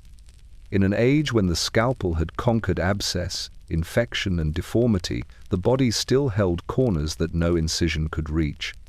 Rabies resided not in skin, nor in muscle, nor in bone. It moved silently along nerves, invisible, unyielding, beyond the grasp of any blade. Surgery, that symbol of human mastery over the flesh, was rendered impotent. In the early days of awareness, families sometimes clutched at the hope that drastic measures could halt the disease. A surgeon might be consulted, a limb considered for amputation, a wound examined for deeper dissection. These acts were performed with care, with the skill and precision for which Victorian medicine was renowned. Instruments gleamed, antiseptic solutions were prepared meticulously, assistants aligned themselves in silent coordination. Every gesture spoke of authority and competence. Yet, even the most confident scalpel could not reach the source. Amputation could remove tissue that had been superficially invaded, but the virus had already traveled along nerves, hidden in pathways the surgeon could not trace. The disease waited patiently beyond the reach of instruments. It was indifferent to the elegance of dissection, to the pomp and ritual of surgical theatre, to the expectations of family and physician alike. Victorian surgeons were accustomed to immediate feedback. A tumor could be excised, inflammation could be cleared, infection could be drained. These interventions produced tangible results, measurable in hours or days. Rabies offered none. Every cut, every incision, every measured exploration failed to alter the course of illness. The patient's body remained under siege from within, even as the surgeon's tools removed only what was visible and tangible. Families quickly learned the limitations, though often too late. They watched with hope that a limb removed or a wound thoroughly opened might rescue the patient, only to witness the same inevitable progression. Spasms, hydrophobia, fear, and exhaustion continued despite intervention. The mind remained aware, observing the futility of human effort, registering the limits of professional skill with growing terror. Surgeons themselves faced a crisis of authority. Victorian medicine prided itself on mastery, on the ability to intervene decisively, on the tangible demonstration of knowledge and skill. Rabies denied all of this. To cut was to participate in ritual rather than remedy, to act with intention, knowing the outcome was predetermined. Many physicians recorded their frustration quietly, noting that surgery offered comfort for the living to feel they had tried, but comfort for the patient it could not provide. This failure was compounded by the symbolic weight of surgery. In the Victorian imagination, the operating room represented control over the body, mastery over life and death. When it failed, the illusion of control shattered entirely. Families were left not only grieving the disease, but also confronting the impotence of the very practices upon which they had relied. Medicine's authority, so carefully constructed through procedure and expertise, was revealed to have boundaries. Rabies crossed them effortlessly. Even in cases where surgical intervention seemed justified, deep bites, severe tissue damage, the outcome did not change. The visible wound could be addressed. The invisible virus could not. Hours or days later, hydrophobia emerged. Convulsions began. Fear, acute and ungovernable, took hold. The body, now partially altered by incisions or amputations, still succumbed to the internal rebellion that no surgeon could arrest. Surgery failed not through incompetence, but through the limits of knowledge and anatomy. Rabies was untouchable. It required no spectacle, no drama, no instruments. It advanced quietly, inevitably, impervious to human manipulation. Victorian medicine could witness, could note, could document, but it could not intervene. In the end, the patient remained entirely at the mercy of the disease, the body betraying the mind, and the mind observing helplessly. The scalpel, for all its brilliance, could do nothing. It cut only what could be seen, while the invisible destruction proceeded unabated, leaving both healer and household to confront the quiet, relentless certainty of rabies. Victorian England was a society enamored with the promise of chemicals. The apothecaries' shelves offered tinctures, elixirs, and powders whose names sparkled with authority. Quinine, arsenic, belladonna. strychnine. These were words that suggested mastery over life and death. In the face of rabies, families and physicians alike turned to them, hoping that a potent substance might wrest control back from the disease's invisible hand. But in every case, these poisons proved powerless, their promise dissolved by the relentless inevitability of the virus. When the bite first healed, and weeks of apparent calm passed, attention often shifted to chemical intervention. A vial was mixed with water, alcohol, or syrup. Dosages were measured meticulously. The patients swallowed in obedience, or were coaxed with gentle insistence, the liquid carrying the hope of salvation in every bitter drop. Physicians watched carefully, noting every reaction, timing every effect. Yet the disease moved undisturbed within nerves, unaffected by the substances that might have cured fevers, expelled parasites, or subdued pain. Some treatments were audacious in their composition. Arsenic, long feared yet respected for its precision, was given cautiously, in minute quantities. Belladonna was administered to calm spasms. Strychnine, ironically, for strength. These interventions reflected a sophisticated understanding of pharmacology, but sophistication mattered little when the target was the central nervous system commandeered by rabies. The virus ignored chemical authority. It propagated along pathways that no poison could penetrate. Families clung to the ritual nonetheless. The administration of poisons was a performance of care, a tangible act in a situation otherwise defined by impotence. Each dose swallowed was a protest against inevitability. Each reaction, however minor, was interpreted as progress.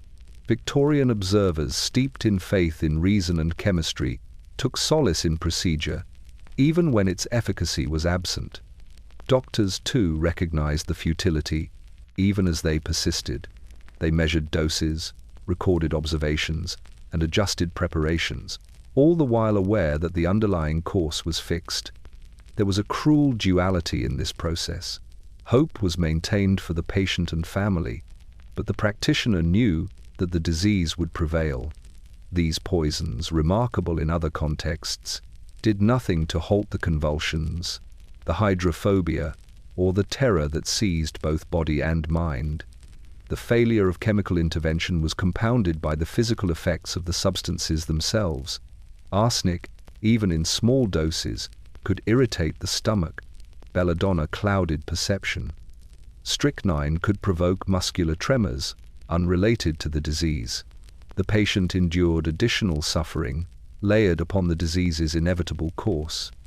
Yet, the family accepted these trials as necessary, convinced that risk might outweigh the potential for survival. In truth, the substances offered only illusion, a semblance of action in the face of powerlessness. Medical journals documented these attempts sparingly, as though reluctant to acknowledge failure. Each case recounted doses, timings, and patient responses, but conclusions were invariably bleak. Poisons were administered, hope was maintained, and death came as expected. The record was clinical, detached, yet carried the weight of repeated frustration and quiet despair. Rabies, silent and invincible, mocked this reliance on chemistry. It demanded nothing, took everything, and disregarded the brilliance of apothecaries and physicians alike. Victims and families were left with ritual, observation, and prayer. Doctors were left with notes, and the bitter recognition that their most sophisticated tools were irrelevant. In every case, the lesson was the same. Chemical mastery, however refined, could not counter the invisible march of rabies. The poisons did nothing, and in their failure, they revealed the true nature of the disease, not merely a physical attack, but a systematic dismantling of confidence, of authority, and of hope itself. In the quiet corners of Victorian medical libraries, volumes stood lined with precision and care, their spines polished and titles gilded. Each contained records of observation, charts, and case studies, carefully crafted to reflect the authority of the physician and the promise of science. Yet, within those pages, when it came to rabies, conclusions were conspicuously absent. The disease refused the neat resolutions that medicine sought, leaving journals populated with fragments, symptoms catalogued with rigor, and endings left unfinished. Physicians recorded meticulously the minutiae of each case: time of bite, location of injury, age and constitution of the patient, onset of hydrophobia, intervals between convulsions. All were noted with exacting attention. Spasms, agitation, and delirium were described in careful language, sometimes accompanied by sketches of posture or gestures. Every variable was catalogued, every symptom measured and timed. But the outcome, the inevitable progression toward death, was rarely analyzed with the depth one might expect. There was no formula to explain it, no pattern that could be distilled into guidance for prevention or cure. The journals documented suffering, but did not explain it. This absence reflected the limits of contemporary knowledge. Victorian medicine was confident when symptoms could be linked to treatment, when cause and effect were observable, when intervention offered measurable change. Rabies did not fit these expectations. It moved invisibly, silently, along the nervous system, untraceable to instruments or incision. No dose, no potion, no incision altered its course. It defied the fundamental premise upon which medical journals were constructed, that careful observation could yield understanding. Doctors, aware of the inevitability of the outcome, were cautious in their writing. They noted convulsions, hydrophobia, fever, and delirium, but often refrained from speculation.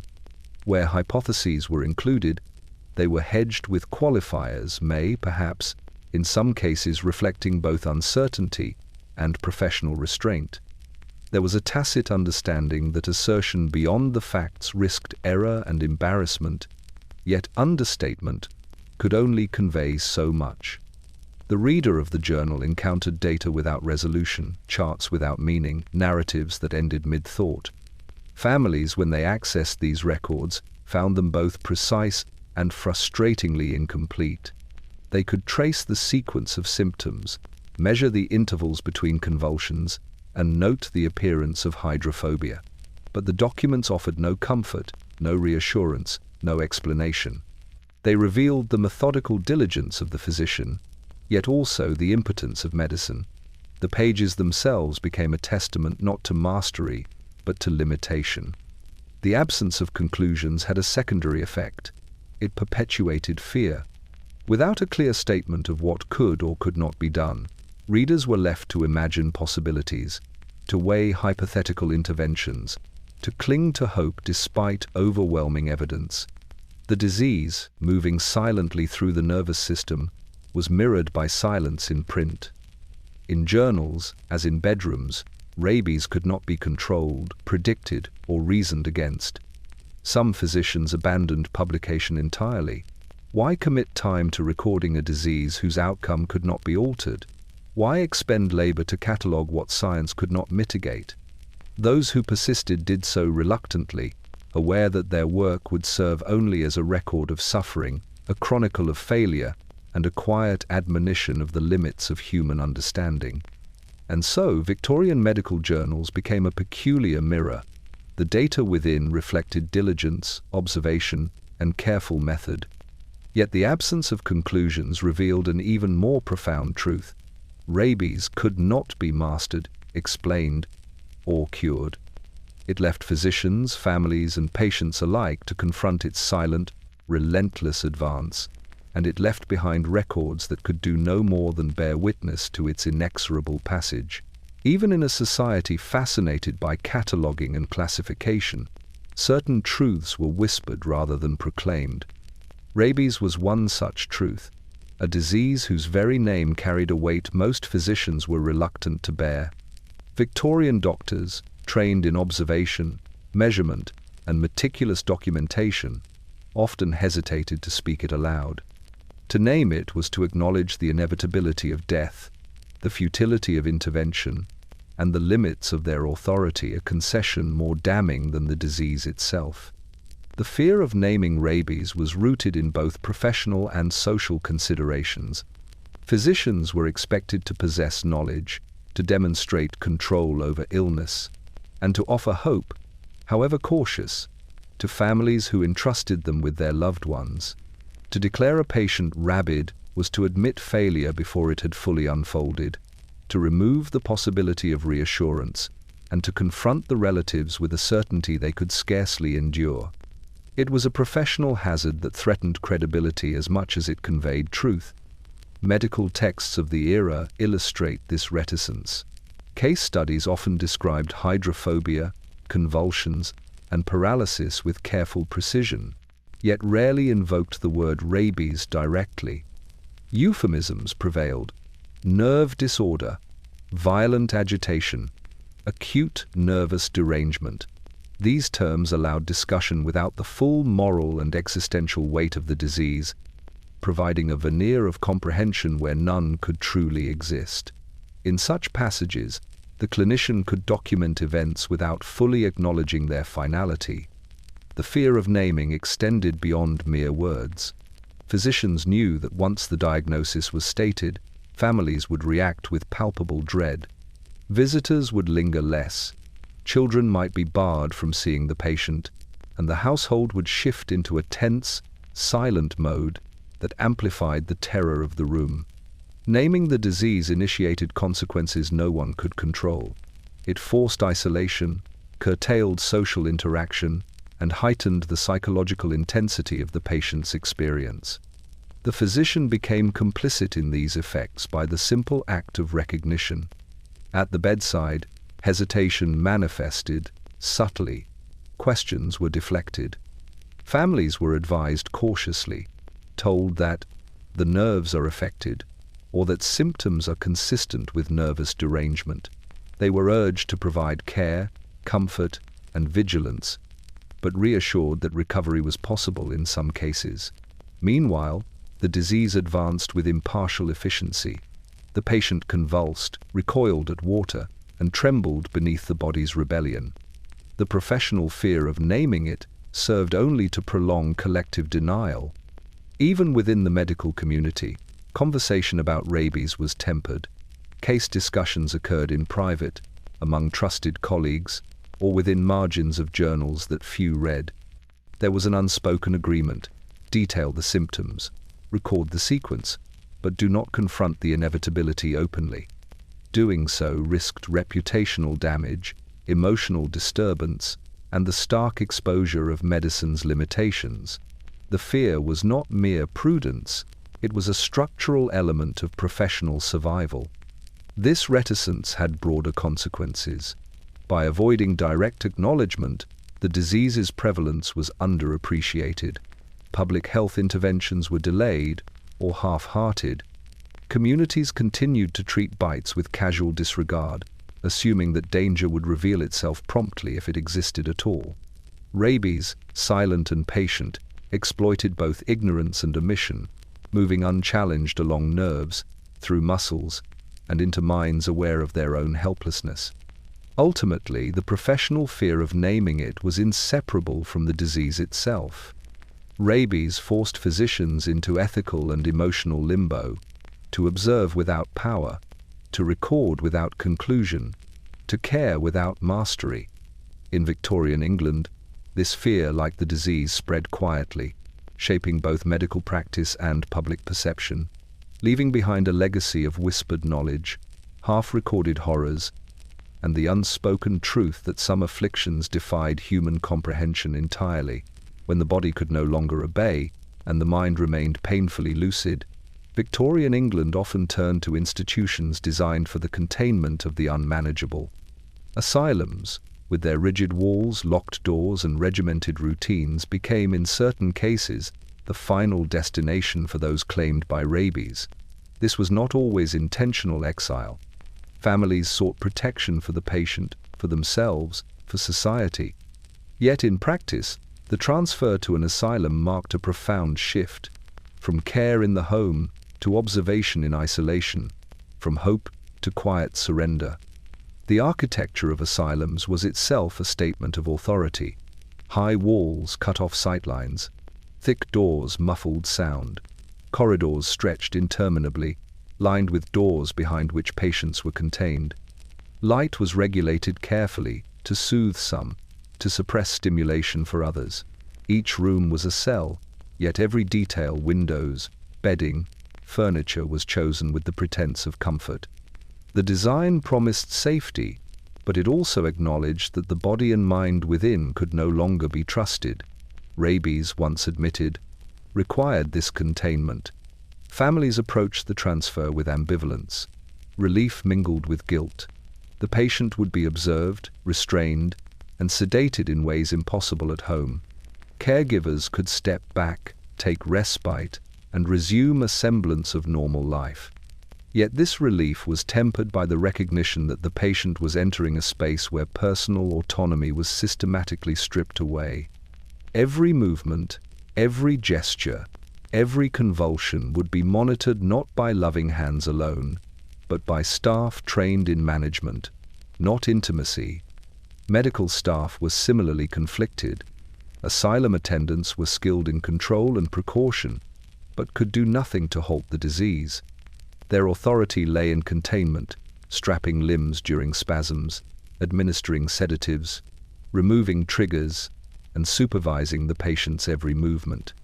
They could mitigate immediate danger, prevent injury, and maintain order, but they could not intervene in the virus's inexorable advance. Each day in the asylum was a rehearsal of futility, punctuated by the patient's suffering and the caretaker's helpless vigilance. The patients themselves were acutely aware of the transfer. Conscious throughout most of their ordeal, they experienced isolation as another betrayal of agency. Familiar surroundings vanished, replaced by institutional geometry and routine. The room that had once contained them within a family home now contained them within walls whose authority could not be questioned. Curiosity, comfort, and companionship were replaced by observation and regulation. Even sleep offered only partial reprieve. Disturbances, routine checks, and chemical interventions intruded, leaving the patient partially alert to every convulsion. Within the asylum, the social dimension of rabies became stark. Patients were no longer private tragedies but objects of observation. Visitors were limited. Interaction with others was curtailed. The disease, already relentless, was now amplified by separation. Families, though intending protection, unwittingly reinforced the patient's isolation, intensifying the psychological burden that accompanied the physical decline. Documentation in asylums mirrored this duality. Records noted symptoms meticulously, intervals between spasms, frequency of hydrophobic episodes, effectiveness of sedatives, patterns of agitation. Yet, as with medical journals elsewhere, conclusions were sparse. Prognosis was implicit, death a quiet certainty. Observation replaced intervention, and the patient's experience, pain, terror, awareness, was recorded clinically rather than narratively. Rabies, in this context, became not only a biological affliction but a social one. Its final act was not merely the collapse of the body, but the relocation of consciousness into spaces where autonomy was systematically curtailed. The asylum, designed to manage madness or chronic illness, became a theater for a disease that medicine could neither cure nor explain. In these walls, the patient's body, mind, and identity were subjected to measures of control that emphasized containment over compassion, order over agency, and when death came, it did so quietly, observed meticulously, yet often without recognition of the profound suffering endured behind those high walls. Rabies had claimed its victim fully, physically, psychologically, and socially, leaving behind a record of both human ingenuity and its ultimate impotence.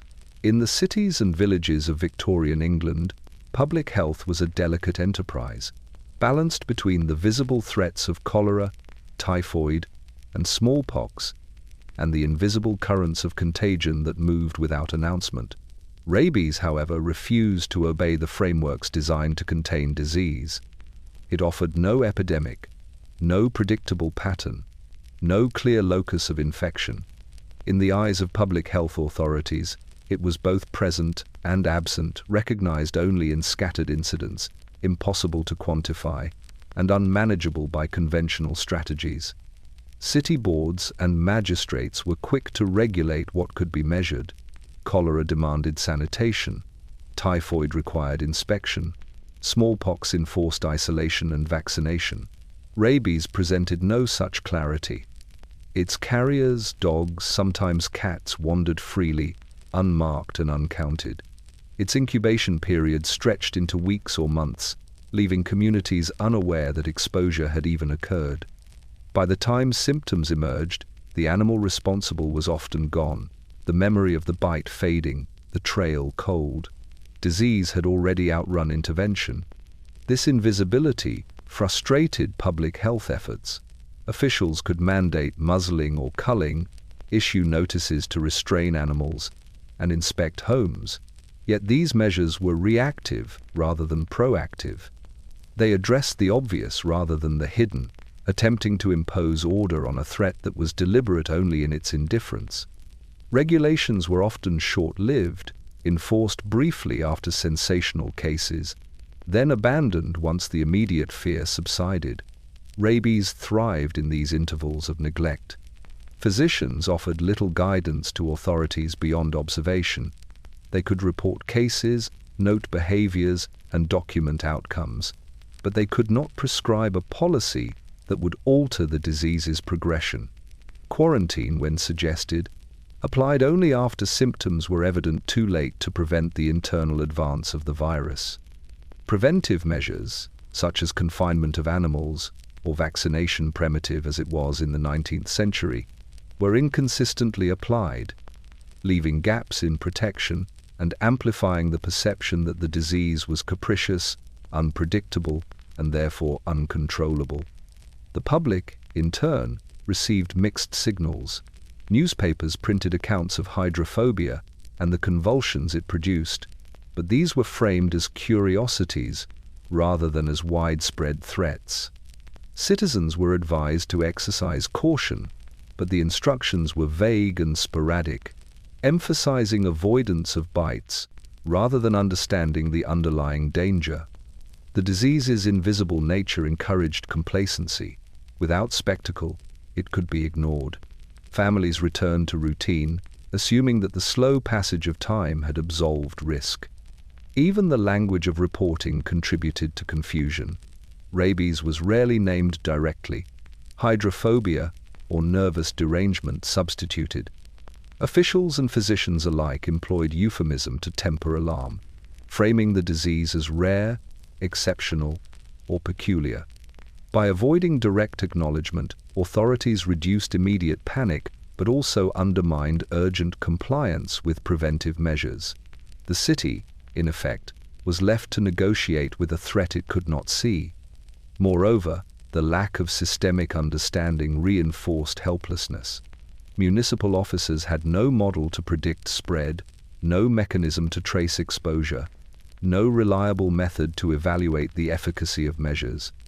Success was measured in months without a reported case, failure in the next unexplained death. This oscillation created a public health climate dominated by uncertainty rather than strategy, reaction rather than prevention. Rabies, in this context, became the silent adversary of governance. It was too slow to demand immediate notice, too invisible to mandate effective regulation, and too inexorable to be resisted by piecemeal intervention. Public health, trained to act decisively against observable threats, was rendered largely impotent. Policies were enacted, but the disease advanced regardless, indifferent to law, authority, or human will. In the end, public health without answers became a theater in which society could assert order without achieving it. Rabies continued its invisible passage, preying on the gaps left by delayed action, partial knowledge, and systemic uncertainty. Victorian England learned with quiet dread that some threats could be observed yet never fully confronted, recorded yet never understood, and that the structures of safety could only watch as inevitability unfolded. Rabies left more than bodies weakened and lives ended. It left a mark upon the confidence of Victorian medicine itself. In an age that prized observation, categorization, and rational intervention, the disease exposed limitations that could not be excused. Doctors who had trained rigorously, who had mastered surgical technique, chemical remedies, and anatomical precision, discovered that their knowledge was powerless against this invisible predator. The stain on medical confidence was quiet but persistent, spreading through hospital corridors, lecture halls, and private consultations alike. Physicians entered patient rooms with the familiar certainty that came from experience. They examined wounds carefully, recorded every detail, applied antiseptics, prescribed tonics, and noted symptom progression. Each action, each observation, reinforced the professional identity of a Victorian doctor as master over disease. Yet with rabies, these measures achieved nothing. The virus traveled along nerves, unseen and untraceable, and the patient's body betrayed every expectation. The hands that had performed delicate incisions with precision, the eyes that could read subtle swelling or pallor, were useless against an enemy that moved beyond perception. The consequences were immediate and insidious. Doctors began to question the efficacy of practices they had long considered reliable.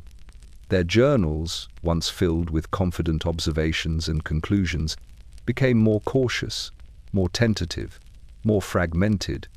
Case reports detailed symptoms with meticulous care but avoided commentary on prognosis. Editorial footnotes suggested uncertainty where once there had been authority. In lecture halls, instructors hesitated to cite examples, fearing to expose students to knowledge that demonstrated powerlessness. Rabies, in this way, eroded not only confidence but also the very mechanisms by which confidence was transmitted. Families, observing the gradual diminishment of professional certainty, sensed the shift instinctively. Doctors who had spoken decisively now murmured cautious phrases. "We must observe. We shall do what we can." The progression is unusual. The absence of directive guidance amplified anxiety. The veneer of authority, which had comforted and reassured, fractured visibly in the face of an inexorable illness. Victorian households, accustomed to deferring to the judgment of trained physicians, were left to negotiate helplessness alongside the patient. The disease's impact extended beyond the bedside. It challenged the public perception of medicine itself. For a society that equated scientific advancement with control, the recurring failures of physicians to prevent or treat rabies were profoundly unsettling. Newspapers chronicled hydrophobia and convulsions, sometimes with sensational flourish, and readers were reminded that expertise had limits. A fatality after weeks of careful care did not simply mark an individual loss. It illuminated a systemic vulnerability, a blind spot in the practice of modern medicine. Moreover, the stain of failure was cumulative. Each case added to the quiet, pervasive awareness that some illnesses could not be mastered. Surgeons, apothecaries, and general practitioners confronted repeated instances in which intervention, be it chemical, surgical, or observational, altered nothing. The pattern of ineffectiveness embedded itself in the professional psyche. Doctors adjusted their expectations, gradually accepting that expertise was constrained by the laws of biology and the inscrutable movement of certain pathogens. This recognition, though sober, was also humbling. Medicine, long a field of triumph and rational certainty, discovered its own boundaries. The failure to intervene effectively against rabies emphasized not incompetence, but the limits of human authority over nature. It was a lesson recorded in journals, whispered in consultations, and felt acutely in the drawn faces of those who had hoped their skill could protect life. By the time the patient succumbed, the stain on medical confidence was fully evident. Expertise had reached its boundary. Observation alone could no longer reassure. Rabies had done more than kill it, had taught Victorian medicine that mastery, no matter how exacting, was not absolute. And in that quiet, undeniable truth, the profession endured one of its most unsettling revelations. In the quiet parlours, dimly lit wards, and austere consultation rooms of Victorian England, hope lingered as a fragile thread always present, yet always just beyond grasp. Physicians, apothecaries, and families alike searched for it, wielding instruments, chemicals, and techniques with care and expectation, only to find, time and again, that cure remained unattainable. Rabies, with its invisible advance along nerves and its insidious timing, placed this hope perpetually out of reach, testing the endurance of medical practice and human patience alike. Early in the course of illness, confidence carried families and doctors forward. A wound was cleansed, bound, and observed. Medications were administered, from laudanum to arsenic, from belladonna to experimental elixirs concocted in laboratories brimming with ambition. Surgeons considered amputation when bites were deep, while physicians applied sedatives to manage agitation and spasms. Every act was imbued with intention, every measure designed to alter a course that seemed, by all rights, reversible. Yet, with each passing day, the invisible enemy proved that intent alone was insufficient. This inaccessibility of cure created a peculiar tension. Families clung to rituals and remedies as if proximity could bend outcome. A nurse might administer a dose with hands trembling, yet in the back of her mind, the knowledge remained. The patient's fate had been determined long before any preparation, any measurement, any intervention. Doctors, though trained to act decisively, were forced into repeated exercises of futility. Each attempt at intervention offered the illusion of efficacy, yet the virus moved steadily onward, indifferent to expertise. Medical journals documented these near misses with precise candor. Case after case enumerated symptoms, doses, and observations, yet invariably concluded with death. Each record carried the implicit frustration of those who had acted diligently, yet whose skill had been insufficient against an adversary immune to strategy. Students reading these accounts were warned by example. Rabies was a disease that outpaced knowledge, and the more sophisticated the remedy, the more striking the inevitability of its failure. The very structure of hope became ritualized. Families and physicians sought to control what they could: the room's atmosphere, the patient's diet, the timing of sedatives. Each precaution, however, was a small defense against a foe that ignored containment, attention, and care.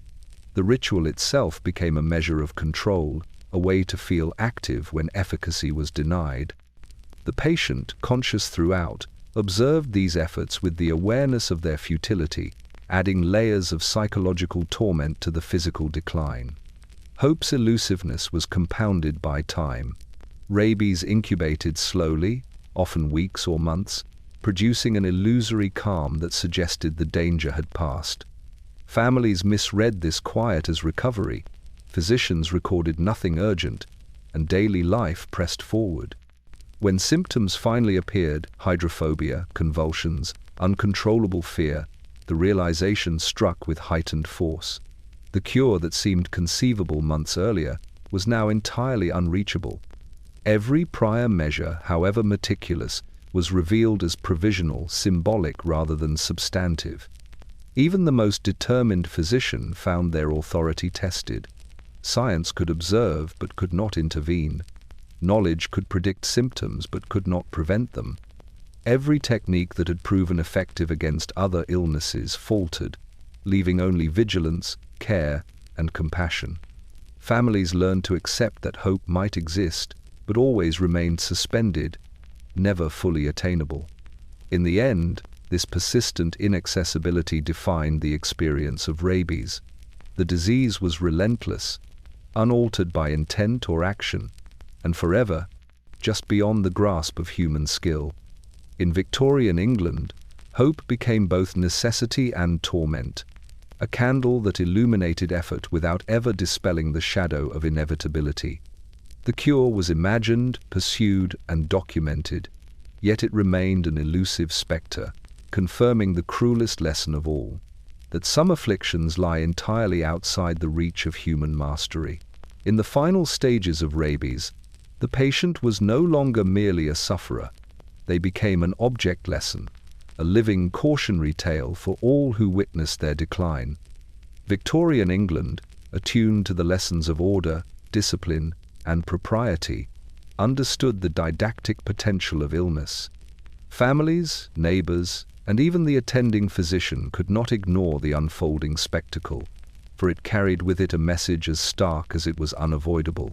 Heed the danger, for it spares no one.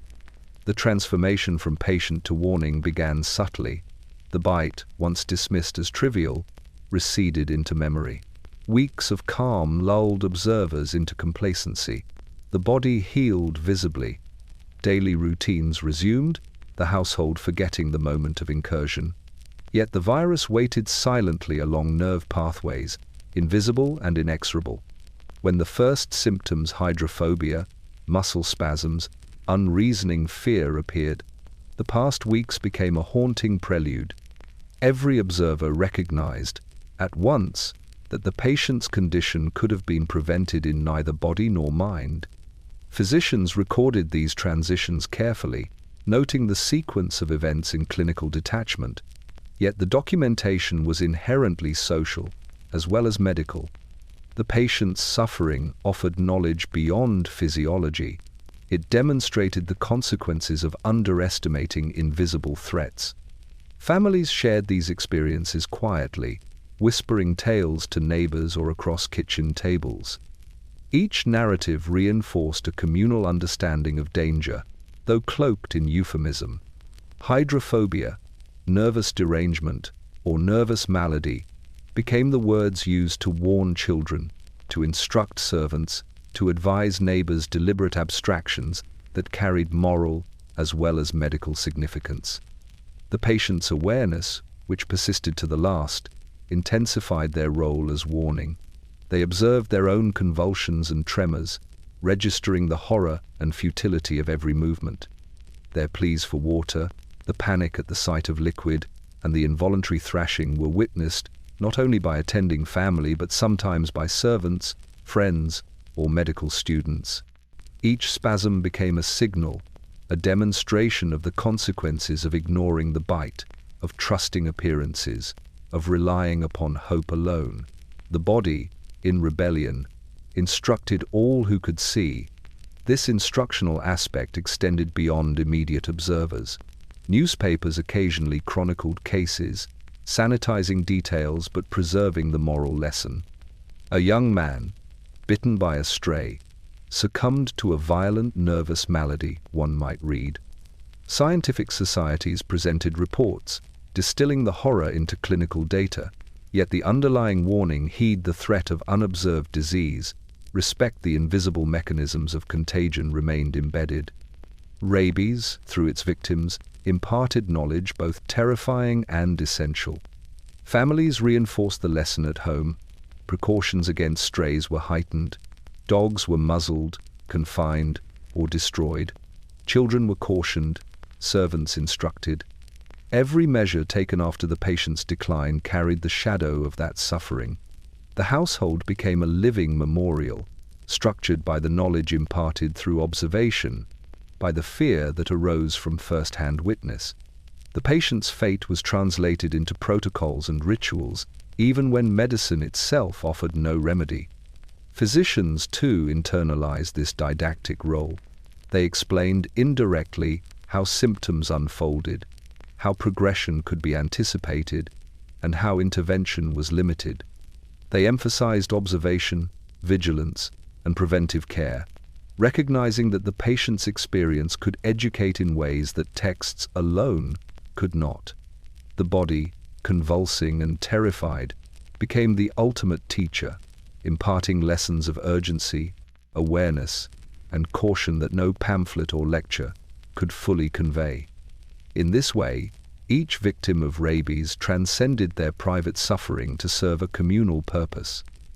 The patient's ordeal was a warning encoded in flesh and nerve, visible to all who could witness it. Victorian England, with its emphasis on moral instruction, social order, and the careful observation of consequence, understood this role instinctively. The patient had become both tragedy and lesson, suffering and guide. Every spasm, every fearful glance, every incomprehensible recoil of muscle carried a singular truth. Rabies was absolute, invisible, and inevitable, and its lessons, once seen, demanded acknowledgement. Through the suffering of one, the many learned caution. Through the observation of terror, precaution became practice. The patient was no longer alone in their affliction. They were the warning, embodied, undeniable, and enduring. The final hours arrived with a slow, inexorable certainty, as if time itself had been stretched thin to accommodate the disease's final performance. In Victorian England, those who had survived the waiting weeks, the convulsions, and the creeping terror now confronted the culmination, a period in which every moment seemed simultaneously prolonged and compressed, each breath heavy with the knowledge of what was inevitable.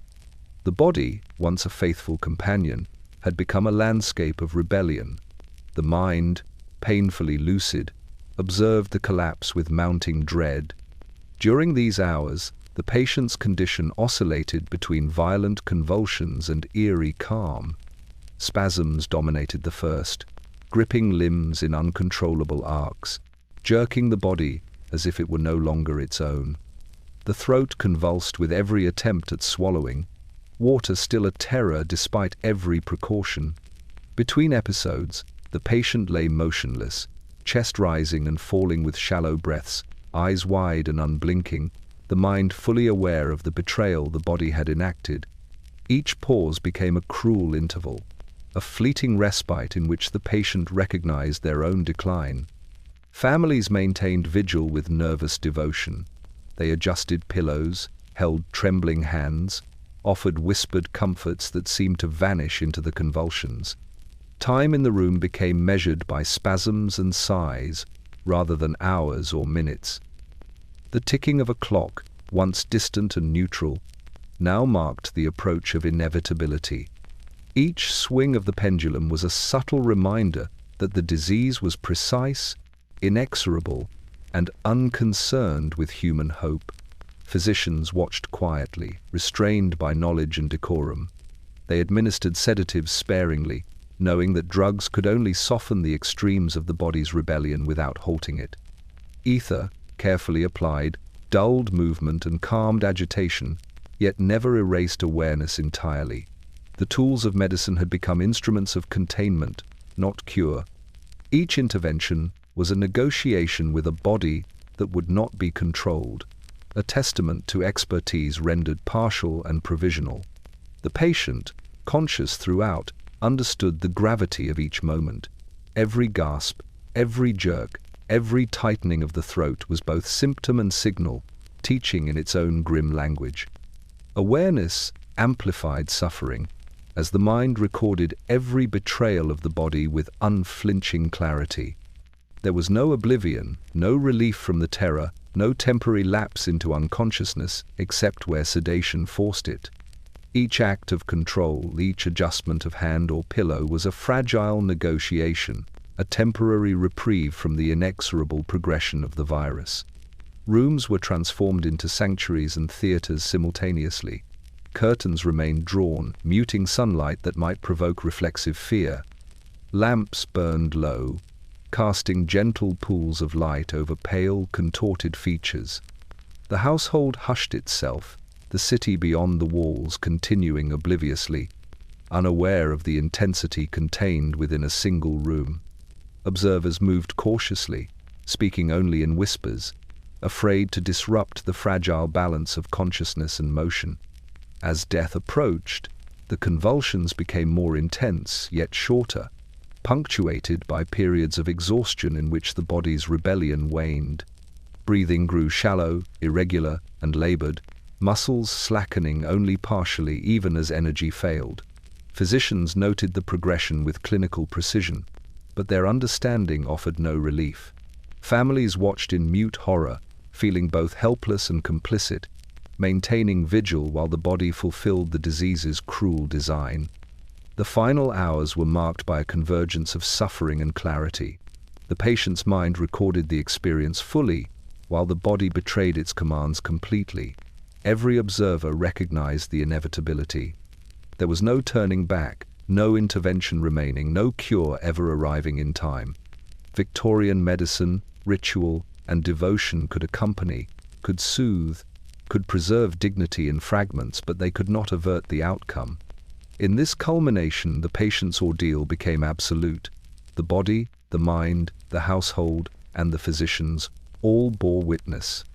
And in that room, within those drawn curtains and subdued lamps, the final hours of Rabies unfolded as both tragedy and testament, a slow, conscious, inescapable passage toward the certainty of death.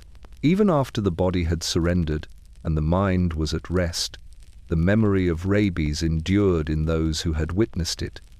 Victorian England was a society shaped by observation, by careful attention to ritual and consequence, and the ordeal of watching a patient unravel under the disease's merciless sway left impressions that lingered far longer than any fever, cut, or bruise. Those who had been present, family, servants, physicians, carried the event as both a lesson and a burden, a quiet haunting that infiltrated memory in the days, months, and years that followed. Witnesses recalled the convulsions with startling precision. Each involuntary jerk, each arched back, each tightening of the throat was etched into memory as though time had slowed to mark it. They remembered the fear in the patient's eyes, the unreasoning panic at the sight of water, the desperate pleading for comfort that could not arrive. No detail was insignificant. Every gesture, every flicker of expression, became a token of the disease's inexorable progress. For those present, the room remained charged long after the patient had passed. Physicians, trained to observe and document with detachment, found themselves unwillingly transformed into witnesses of horror. Their notes recorded times, doses, and intervals, but behind the clinical language lay the weight of consciousness, an awareness of futility that could not be erased. Even the most seasoned doctors, accustomed to suffering and death, were struck by the clarity with which Rabies revealed human vulnerability. The disease left no uncertainty about the body's collapse or the mind's captivity, and this certainty remained with those who had watched, lingering like a shadow over subsequent cases and every consultation thereafter. Family members bore an additional burden, guilt and helplessness entwined with memory. Mothers recalled the pleading gaze of a child they could not save. Fathers remembered every convulsive motion of a loved one, each tremor a reminder of the limits of care. Servants, often tasked with the constant attention required to prevent injury during convulsions, carried the weight of continuous vigilance, recalling how a single misstep could worsen suffering or provoke panic. Memory became intertwined with responsibility, a permanent reminder of the patient's suffering and the family's inability to forestall it. Even in casual conversation, the disease's presence persisted. Stories were told in hushed tones, over tea or in dimly lit parlors, as warnings rather than curiosities. The vivid recollection of symptoms, gestures, and fear served as both instruction and deterrent. Children were cautioned, servants instructed, neighbors advised, all through the prism of observation. The witnesses' memories were the primary medium through which Rabies imparted its lesson, as it had rendered conventional remedies impotent. Public records and newspapers occasionally preserved these accounts, though often sanitized, abbreviated, or euphemistic. Yet within private recollection, details remained unsoftened. Witnesses remembered not only the physical manifestations but the emotional resonance, the terror, the frustration, the quiet despair that accompanied the inability to intervene. These recollections shaped perception long after the patient's death, influencing behavior toward animals, reinforcing caution in children, and tempering confidence in the efficacy of medicine. The witness's memory also preserved the humanity of the patient. Even in spasms and panic, The patient's presence, pleading, conscious, aware, was remembered in fine detail. The illness did not erase identity, it magnified it through suffering, leaving an imprint on those who observed. The disease's lessons were carried forward not in textbooks alone, but in lived recollection, a potent reminder that the human body could betray its owner, and that some threats existed beyond intervention. In this way, rabies left its most enduring mark, not only on the patient, but on the minds of all who had seen it unfold. Witnesses never forgot. Their recollection became a living archive of terror and caution, a testament to the disease's inexorable power, and a reminder of the limits of Victorian medicine's reach. Even after the body had succumbed, Victorian England did not allow the experience to end quietly. Death from rabies carried with it a weight that ordinary funerals could not alleviate, a finality as undeniable as it was unsettling, compounded by fear and uncertainty. Burial, intended to offer closure and solemnity, often provided neither. Families, doctors, and neighbors confronted the aftermath with a mix of ritual, dread, and uneasy respect for forces beyond human control. The body, now still, remained a source of lingering terror. Its passage had been conscious and agonizing, marked by spasms, convulsions, and terror. Though motionless, it was still feared. Water, once a source of terror during life, now symbolized potential contamination. Rabies was invisible, and the disease's reach was poorly understood. Corpses were approached with caution, sometimes gloves and coverings employed in the household. Sometimes attendants refused entirely. Even in death, the patient demanded careful management. Families organized funerals with meticulous attention, adhering to Victorian proprieties while negotiating the anxiety the disease had instilled. Corpses were dressed neatly, wrapped with care, and laid in coffins that might be sealed more tightly than custom demanded. Mourning rituals, already formalized in Victorian society, were amplified by fear. The drawing of curtains, the careful placement of attendants, the precise timing of burial, all became acts of both devotion and protection. The body had to be contained even in death, as if its previous rebellion might somehow extend beyond the grave. Clergy, when called, spoke in measured tones, emphasizing the inevitability of mortality while avoiding unnecessary detail. They framed the burial as moral closure, the patient's suffering as a lesson in piety, patience, and the limits of human authority. Prayer and ritual sought to provide solace, yet they could not erase memory. The family and attendants remained acutely aware of the violent progression that had led to this moment, and of the helplessness that had accompanied it. Neighbors and community members often approached cautiously. Tales of hydrophobia, convulsions, and terror were whispered before funerals, reminding attendees of what had transpired. Rabies, as a disease, became both spectacle and warning. The funeral, while solemn, carried an undercurrent of fear that this was no ordinary death. People lingered at the edges of participation, wary of contact, hyper-aware of proximity, and reluctant to approach too closely. Social distance, already part of etiquette, was now reinforced by invisible danger. Physicians sometimes attended these burials, silent observers of both disease and ritual. They understood the futility of their efforts, yet they were called upon to lend legitimacy, to assure that precautions were adequate, and to witness the finality of the case. Their presence was a muted acknowledgement of both competence and impotence.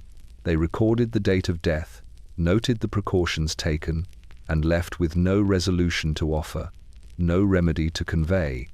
The burial itself offered only partial closure. The body, sealed in earth, could no longer convulse or reject control, yet the memory of those hours of fear, consciousness, and betrayal remained vivid for witnesses.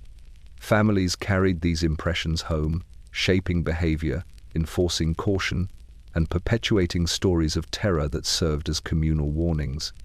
Mourning, while sincere, was intertwined with instruction. Lessons about vigilance, respect for the unseen, and recognition of medicine's limits. Rabies, even in death, demanded respect. Burial could not erase the experience, nor could it fully comfort those left behind. The final act, interment in soil, behind closed lids, was both a necessity and a reminder. Closure existed in form, but understanding, certainty, and reprieve remained elusive. Victorian England learned to grieve, to manage fear, and to recognize that some deaths leave legacies of caution, memory, and unease that no coffin could contain. The patient was gone, yet the impact of their suffering lingered in every corner of the household, the neighborhood, and the attending physician's mind. Burial offered ritual, but not reconciliation. In the shadow of rabies, even death demanded vigilance, respect, and acknowledgement that the disease's reach extended beyond life itself. In the aftermath of rabies, attention shifted quickly, almost reflexively, to the visible cause, the dog. Victorian England, steeped in both rational observation and a need for tangible explanation, sought an object upon which to place responsibility. The patient had suffered, the body had rebelled, and death had arrived with unerring precision, but the animal that had bitten, scratched, or simply carried the disease became the focus of outrage, precaution, and public censure. Humans, however, those who had been present and perhaps complicit in oversight, were quietly absolved or simply overlooked. The blame was transferred to teeth and fur, as though punishment might be directed to the creature rather than the circumstances that allowed exposure. Dogs were seized, culled, or confined. Municipal authorities issued ordinances requiring muzzles, chains, or removal from public spaces. In some instances, strays were systematically hunted or destroyed to prevent further incidents. Public notices warned families to guard their children, to avoid contact with animals, and to report any bite immediately. The emphasis was always on the animal, as the vector of danger, the living embodiment of the disease's threat.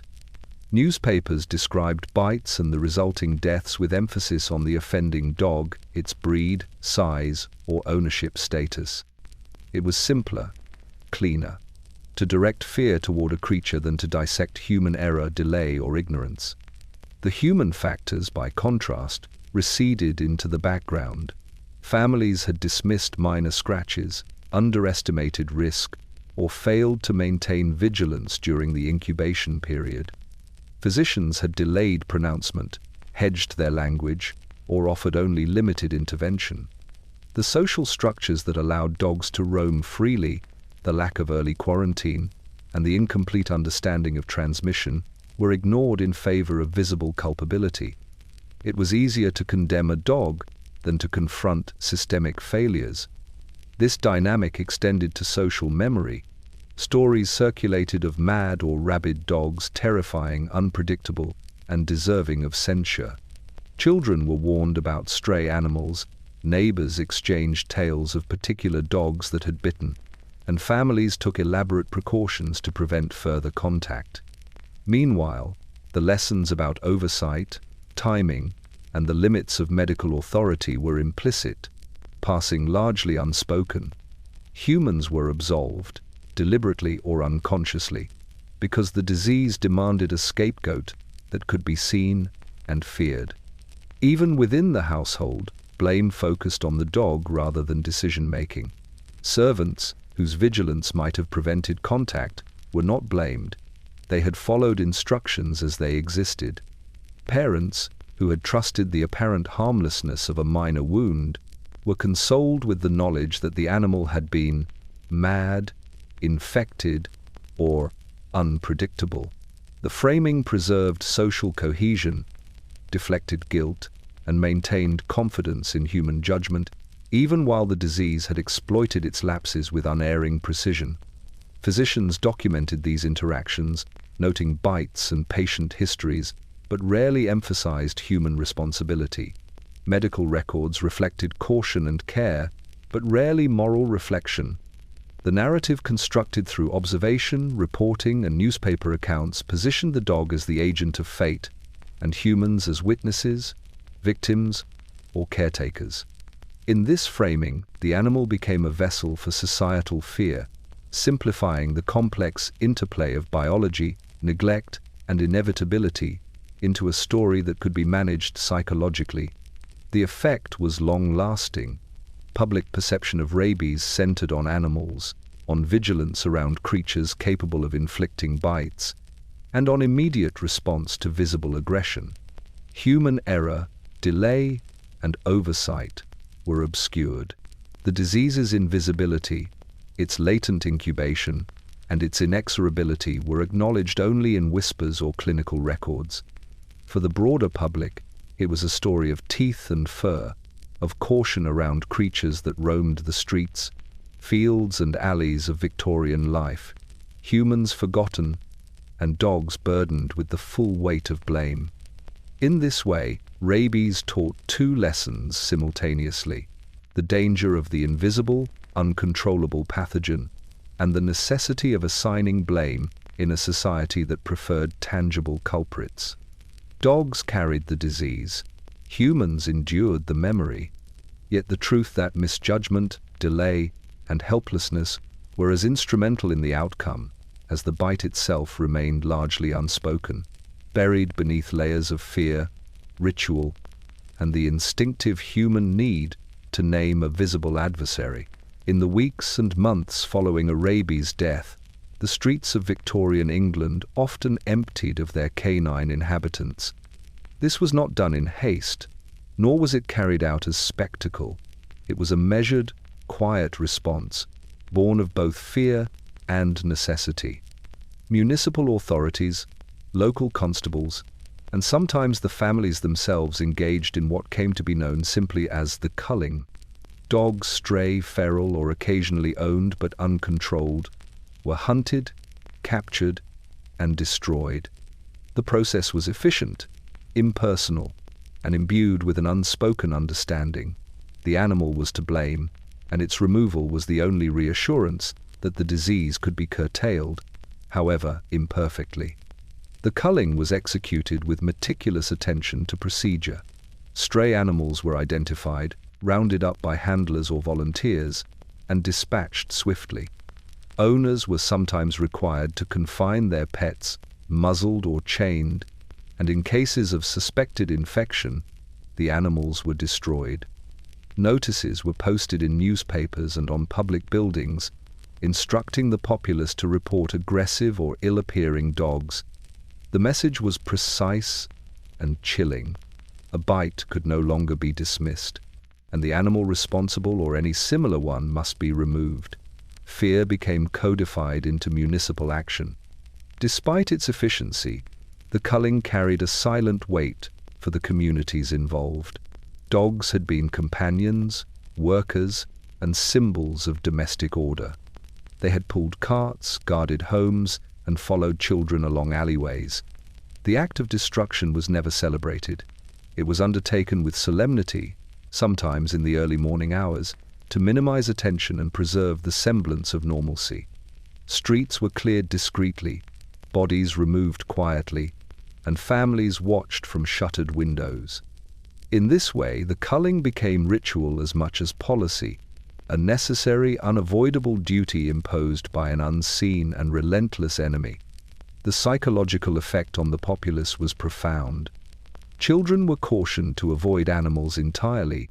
Parents became vigilant at every stray encounter, and the quiet knowledge of the culling reinforced fear, even when no immediate threat was present.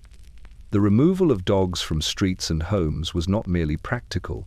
It was symbolic, a tangible action in a society confronted by an invisible, unmanageable disease. Every dispatched animal represented both justice and warning, a visible reminder of what had been lost and what must be avoided. Physicians observed the culling with a mixture of approval and resignation. On one hand, it reduced the immediate likelihood of new bites and gave families a sense of action. On the other, it did nothing to address the latent infections already present in humans or to slow the disease that had advanced undetected. The body, once bitten, continued its internal struggle regardless of how many dogs were removed from the streets. The culling, though socially and psychologically necessary, could not alter the virus's course. It was precaution without cure. At home, families internalized the lessons of the culling. Every dog in the street, every scratch or nip, was now imbued with significance. Children learned vigilance. Adults maintained chains and muzzles. Doors were kept closed, and even familiar pets were treated with suspicion. The quiet removal of animals became a behavioral template, a ritualized defense against a threat too elusive to measure. Ultimately, the quiet culling reflected both the limits and ingenuity of Victorian society. It was a measure of control imposed on a visible agent, a response to fear that could be enacted immediately and publicly, yet it acknowledged, silently, the impotence of medicine to intervene where the virus had already taken hold. The streets were emptied of dogs, but the disease continued to haunt memory, waiting within the human nervous system, unseen and inexorable. In this way, the culling served its purpose, a demonstration of vigilance, an attempt at control, and a stark lesson that in Victorian England, action against rabies could only ever be partial, provisional, and profoundly incomplete. Rabies did not travel uniformly across Victorian England. It revealed society's divisions as sharply as it revealed the limits of medicine. In bustling cities, with their crowded streets, close quarters, and ever-present animals, panic flared quickly.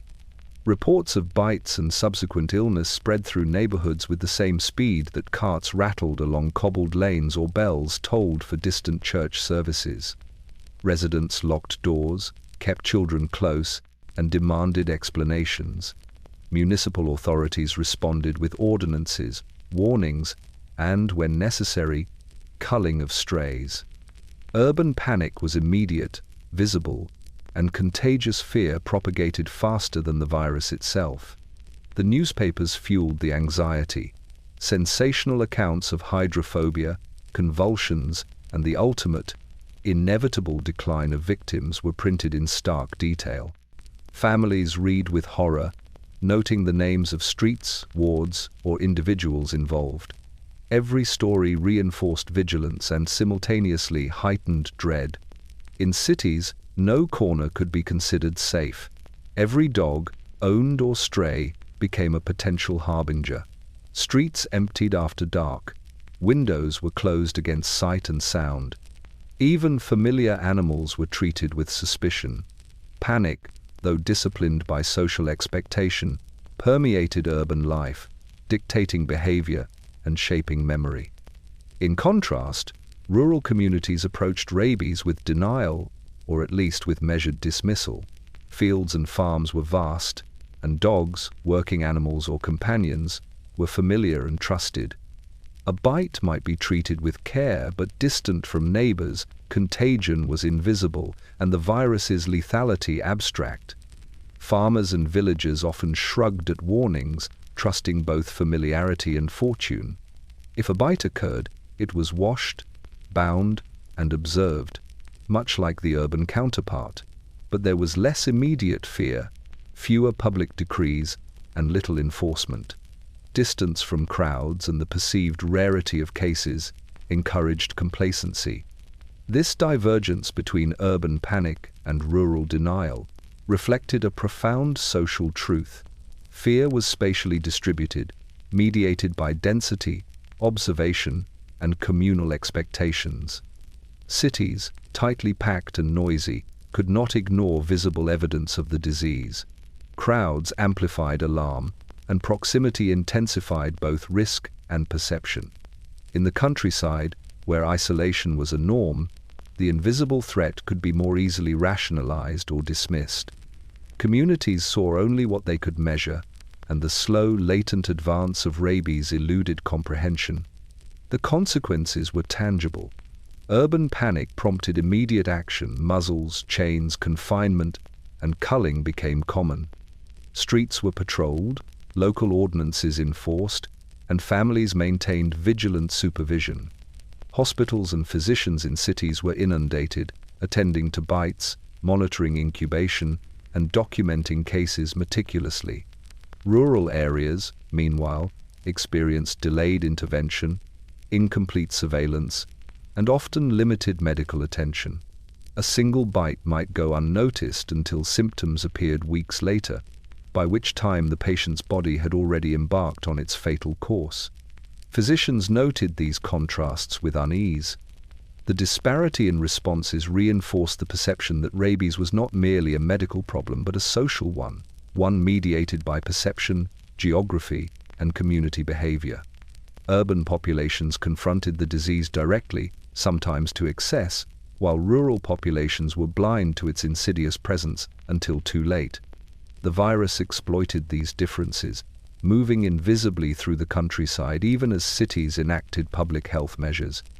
In the end, rabies exposed both the fragility and the unevenness of Victorian society's defenses. Panic could drive action, but it also created hysteria. Denial could preserve calm, but it left vulnerability unchecked. Across city and country, the virus moved unperturbed, indifferent to observation, vigilance, or ritual. It waited silently, capitalizing on fear where it existed, and on ignorance where it did not. Victorian England learned in these contrasts a bitter lesson, that danger was shaped as much by social circumstance as by biological reality, and that the virus's reach extended far beyond the bite itself, into the very structures of fear, denial, and human perception. Children were both the most vulnerable and the least protected in the spread of rabies.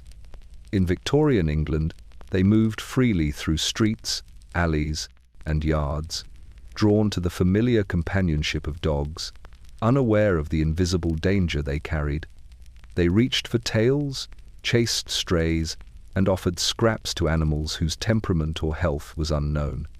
Their innocence, their curiosity, and their small size made them ideal victims, yet their exposure was often treated lightly by those who should have known better.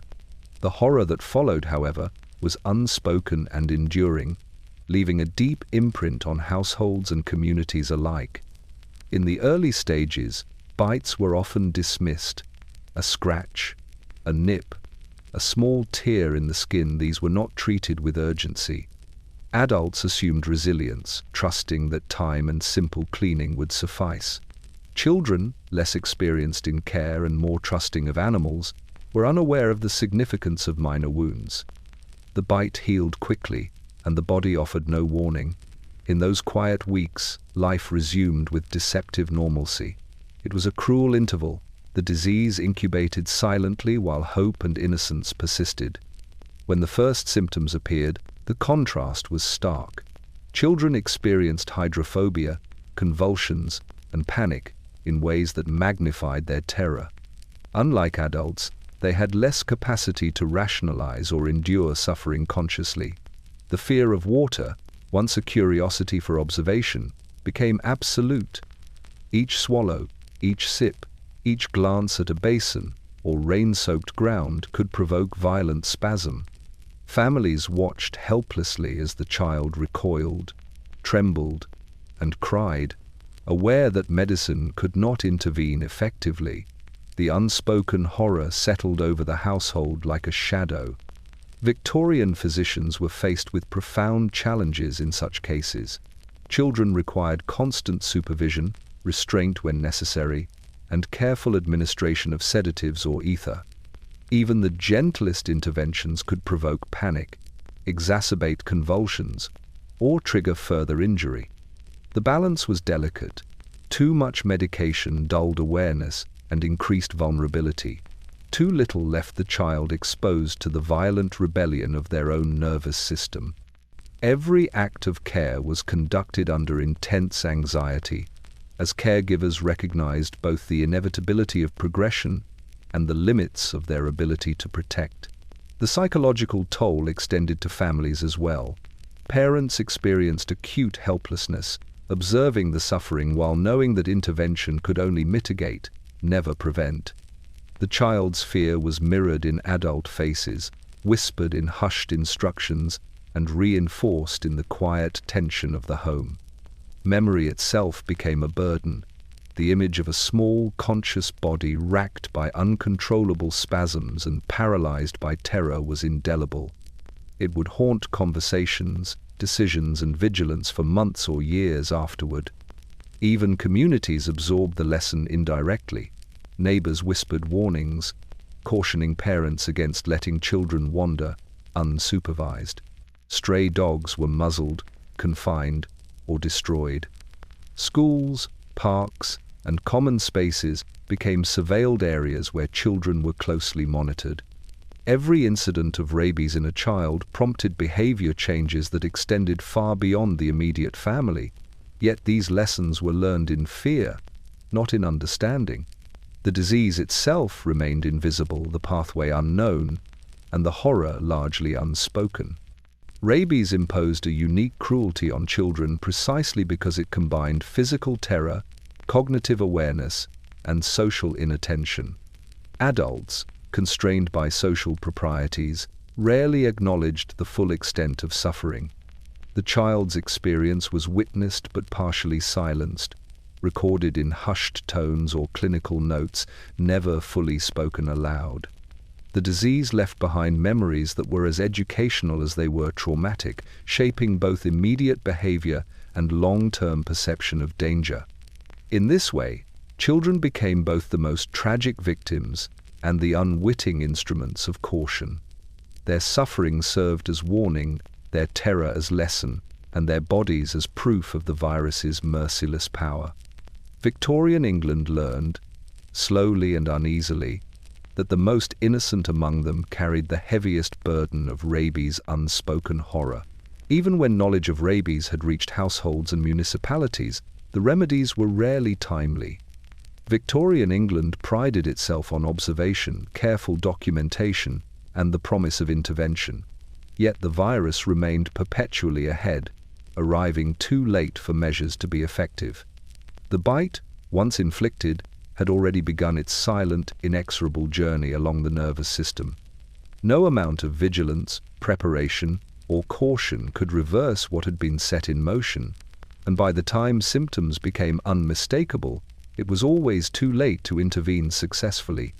Families often approached the onset of illness with a blend of hope and anxiety. Days or weeks passed after a bite, during which the child or adult appeared healthy, untroubled, and capable of daily life. The wound healed, the flesh restored itself with ordinary efficiency. In homes and villages, this interval created a deceptive calm. Adults reassured themselves that no harm had been done, that the body had triumphed, that the bite was a trivial injury now resolved. This false security delayed action, fostering the belief that intervention might still be possible, only to be shattered when the disease revealed itself. By the time hydrophobia, spasms, and fear manifested, the window for meaningful intervention had closed. Physicians, summoned at the first unmistakable signs, could offer sedation, chemical management, and restraint, but they could not arrest the virus's progress. Every convulsion, every jerking movement, every tightening of the throat was the product of processes that had been underway for weeks. Observers recognized the inevitability of the outcome almost immediately. The virus had already reached its target. The visible symptoms were merely the announcement of what had long been decided. This timing imposed an almost theatrical cruelty. Families, previously lulled by calm, were confronted with terror suddenly intensified. Children who had laughed and played were now racked by spasms and panic. Adults who had believed themselves capable of protection now realized the futility of every precaution they had taken. The illness arrived with both precision and impartiality, sparing neither expectation nor preparation. The sense of helplessness was amplified precisely because the danger had been invisible for so long. Victorian physicians documented these late arrivals meticulously, noting intervals between bite and symptom onset, the rapidity of decline, and the patient's responsiveness. Yet the records were filled with the quiet acknowledgement that intervention had little effect. Treatments administered after the first symptoms could only mitigate suffering marginally. They could not alter outcome. Sedatives dulled the convulsions but left awareness intact. Ether reduced panic briefly, only for it to return. The patient remained fully conscious of the disease's power even as the body failed. Communities, too, were shaped by these delayed revelations. A single fatality prompted new caution, immediate regulation, and temporary enforcement of muzzling and confinement. Yet by then the virus had often already moved, undetected through other homes and neighborhoods. Awareness lagged behind exposure. Action lagged behind consequence. Public perception oscillated between fear and disbelief, and the virus's insidious nature was reinforced by the discrepancy between initial reassurance and sudden catastrophe. The arrival too late was rabies' most cruel feature. It exploited human reliance on observation, patience, and timing. It ensured that even the most attentive and careful households were vulnerable. It transformed ordinary vigilance into retrospective despair. In Victorian England, the lesson was inescapable. A bite, ignored or underestimated, was a sentence already pronounced. Medicine, social order, and preparation might accompany the victim, but they could not alter the outcome. In these cases, the virus taught a final, bitter truth. The body's betrayal, the mind's awareness, and society's delayed recognition converged precisely when action might have mattered least. Rabies arrived too late for hope, too late for cure, and too late for mercy. Its timing absolute, unrelenting, and indelibly etched into the memory of all who witnessed it.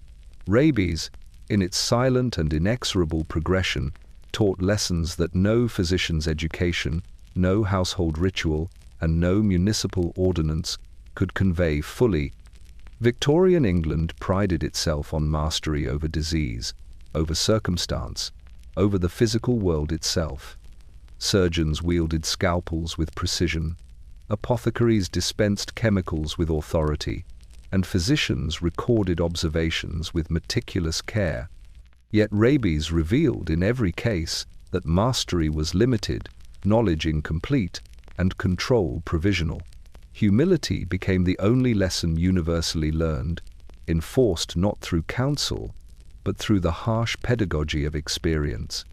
From the earliest bite to the final convulsions, the patient's body became a reminder of human limitations. No cleaning of the wound, no application of salves, no administration of laudanum or ether could arrest the disease once it had begun its hidden journey along the nerves. Families who had treated minor scratches with confidence learned painfully that even the most conscientious care could not avert catastrophe. Physicians, accustomed to guiding the course of illness with observation and intervention, were forced to witness helplessness, their authority reduced to accompaniment rather than mastery. Humility was most stark in the repeated failure of remedies.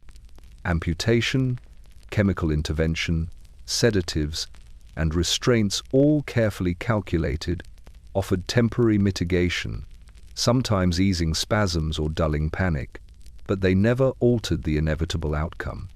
The body, in rebellion yet fully aware, continued its inexorable decline.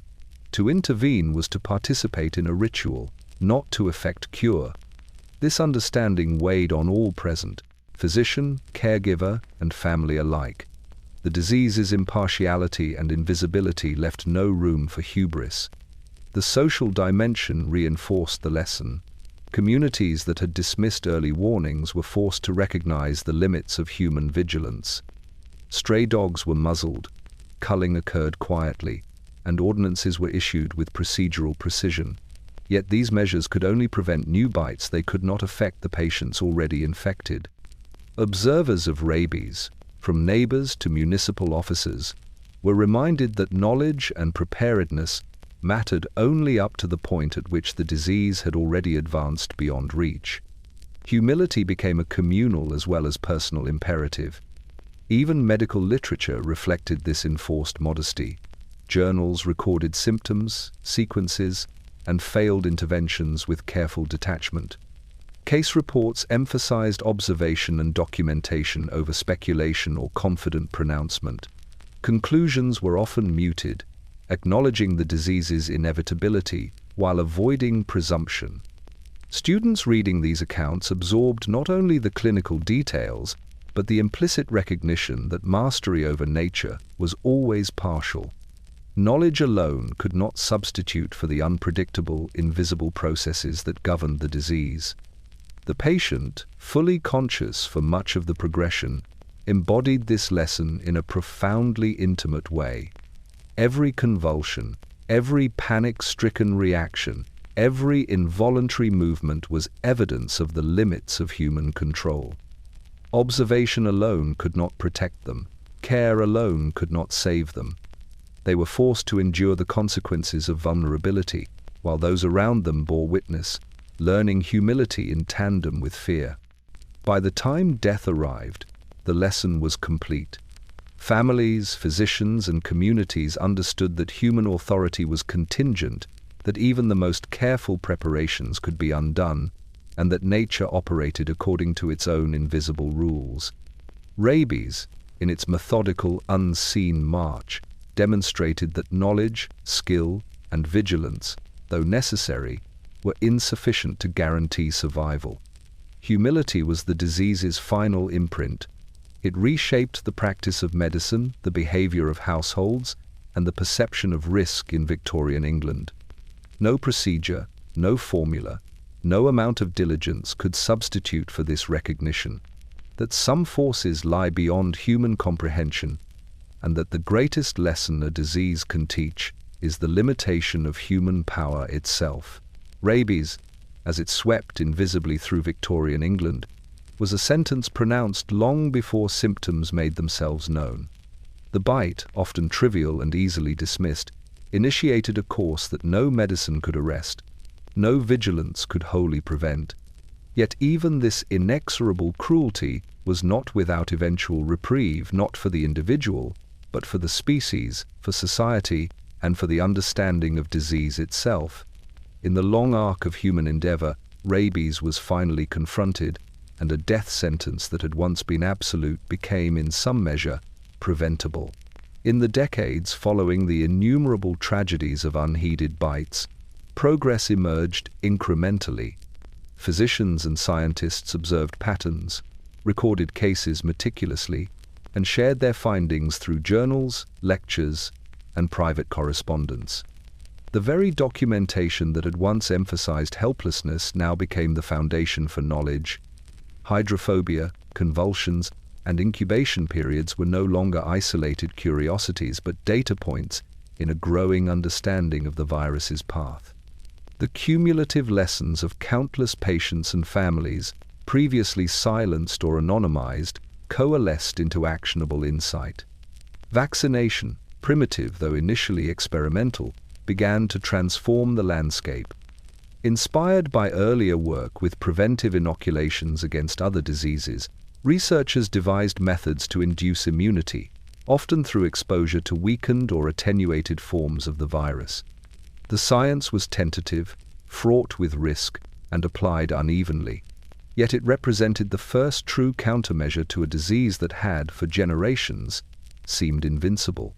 Families and physicians could finally act before symptoms arose, reducing the virus's capacity to fulfill its previously unbroken sentence. Municipal and public health measures evolved alongside scientific understanding. Dogs were registered, confined, and monitored systematically. Strays were captured, observed, and quarantined rather than destroyed indiscriminately. Education campaigns informed the public of the invisible danger that could lie dormant within a minor wound. Where once panic had been reactive, now it could be guided by knowledge. Awareness replaced superstition. Caution supplanted fear, and human behavior began to influence outcomes meaningfully.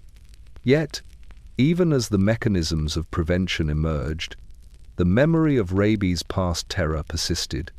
Families who had lost children, neighbors who had witnessed spasms and hydrophobia, physicians who had seen helpless bodies convulsing with conscious awareness, all carried the indelible lessons of inevitability. These recollections, while painful, reinforced adherence to new protocols and informed the development of a culture of vigilance. The horror of prior centuries was transformed into practical knowledge, guiding action before catastrophe struck. Victorian society learned, painfully, that death could be delayed or prevented only when understanding preceded exposure.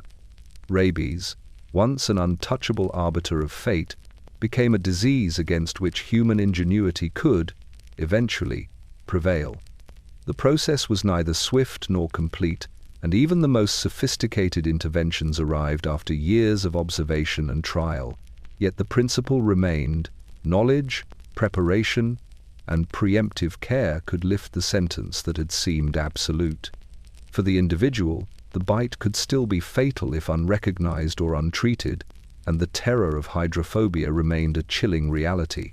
But, for humanity collectively, the story had changed. Rabies was no longer a silent arbiter of unavoidable death.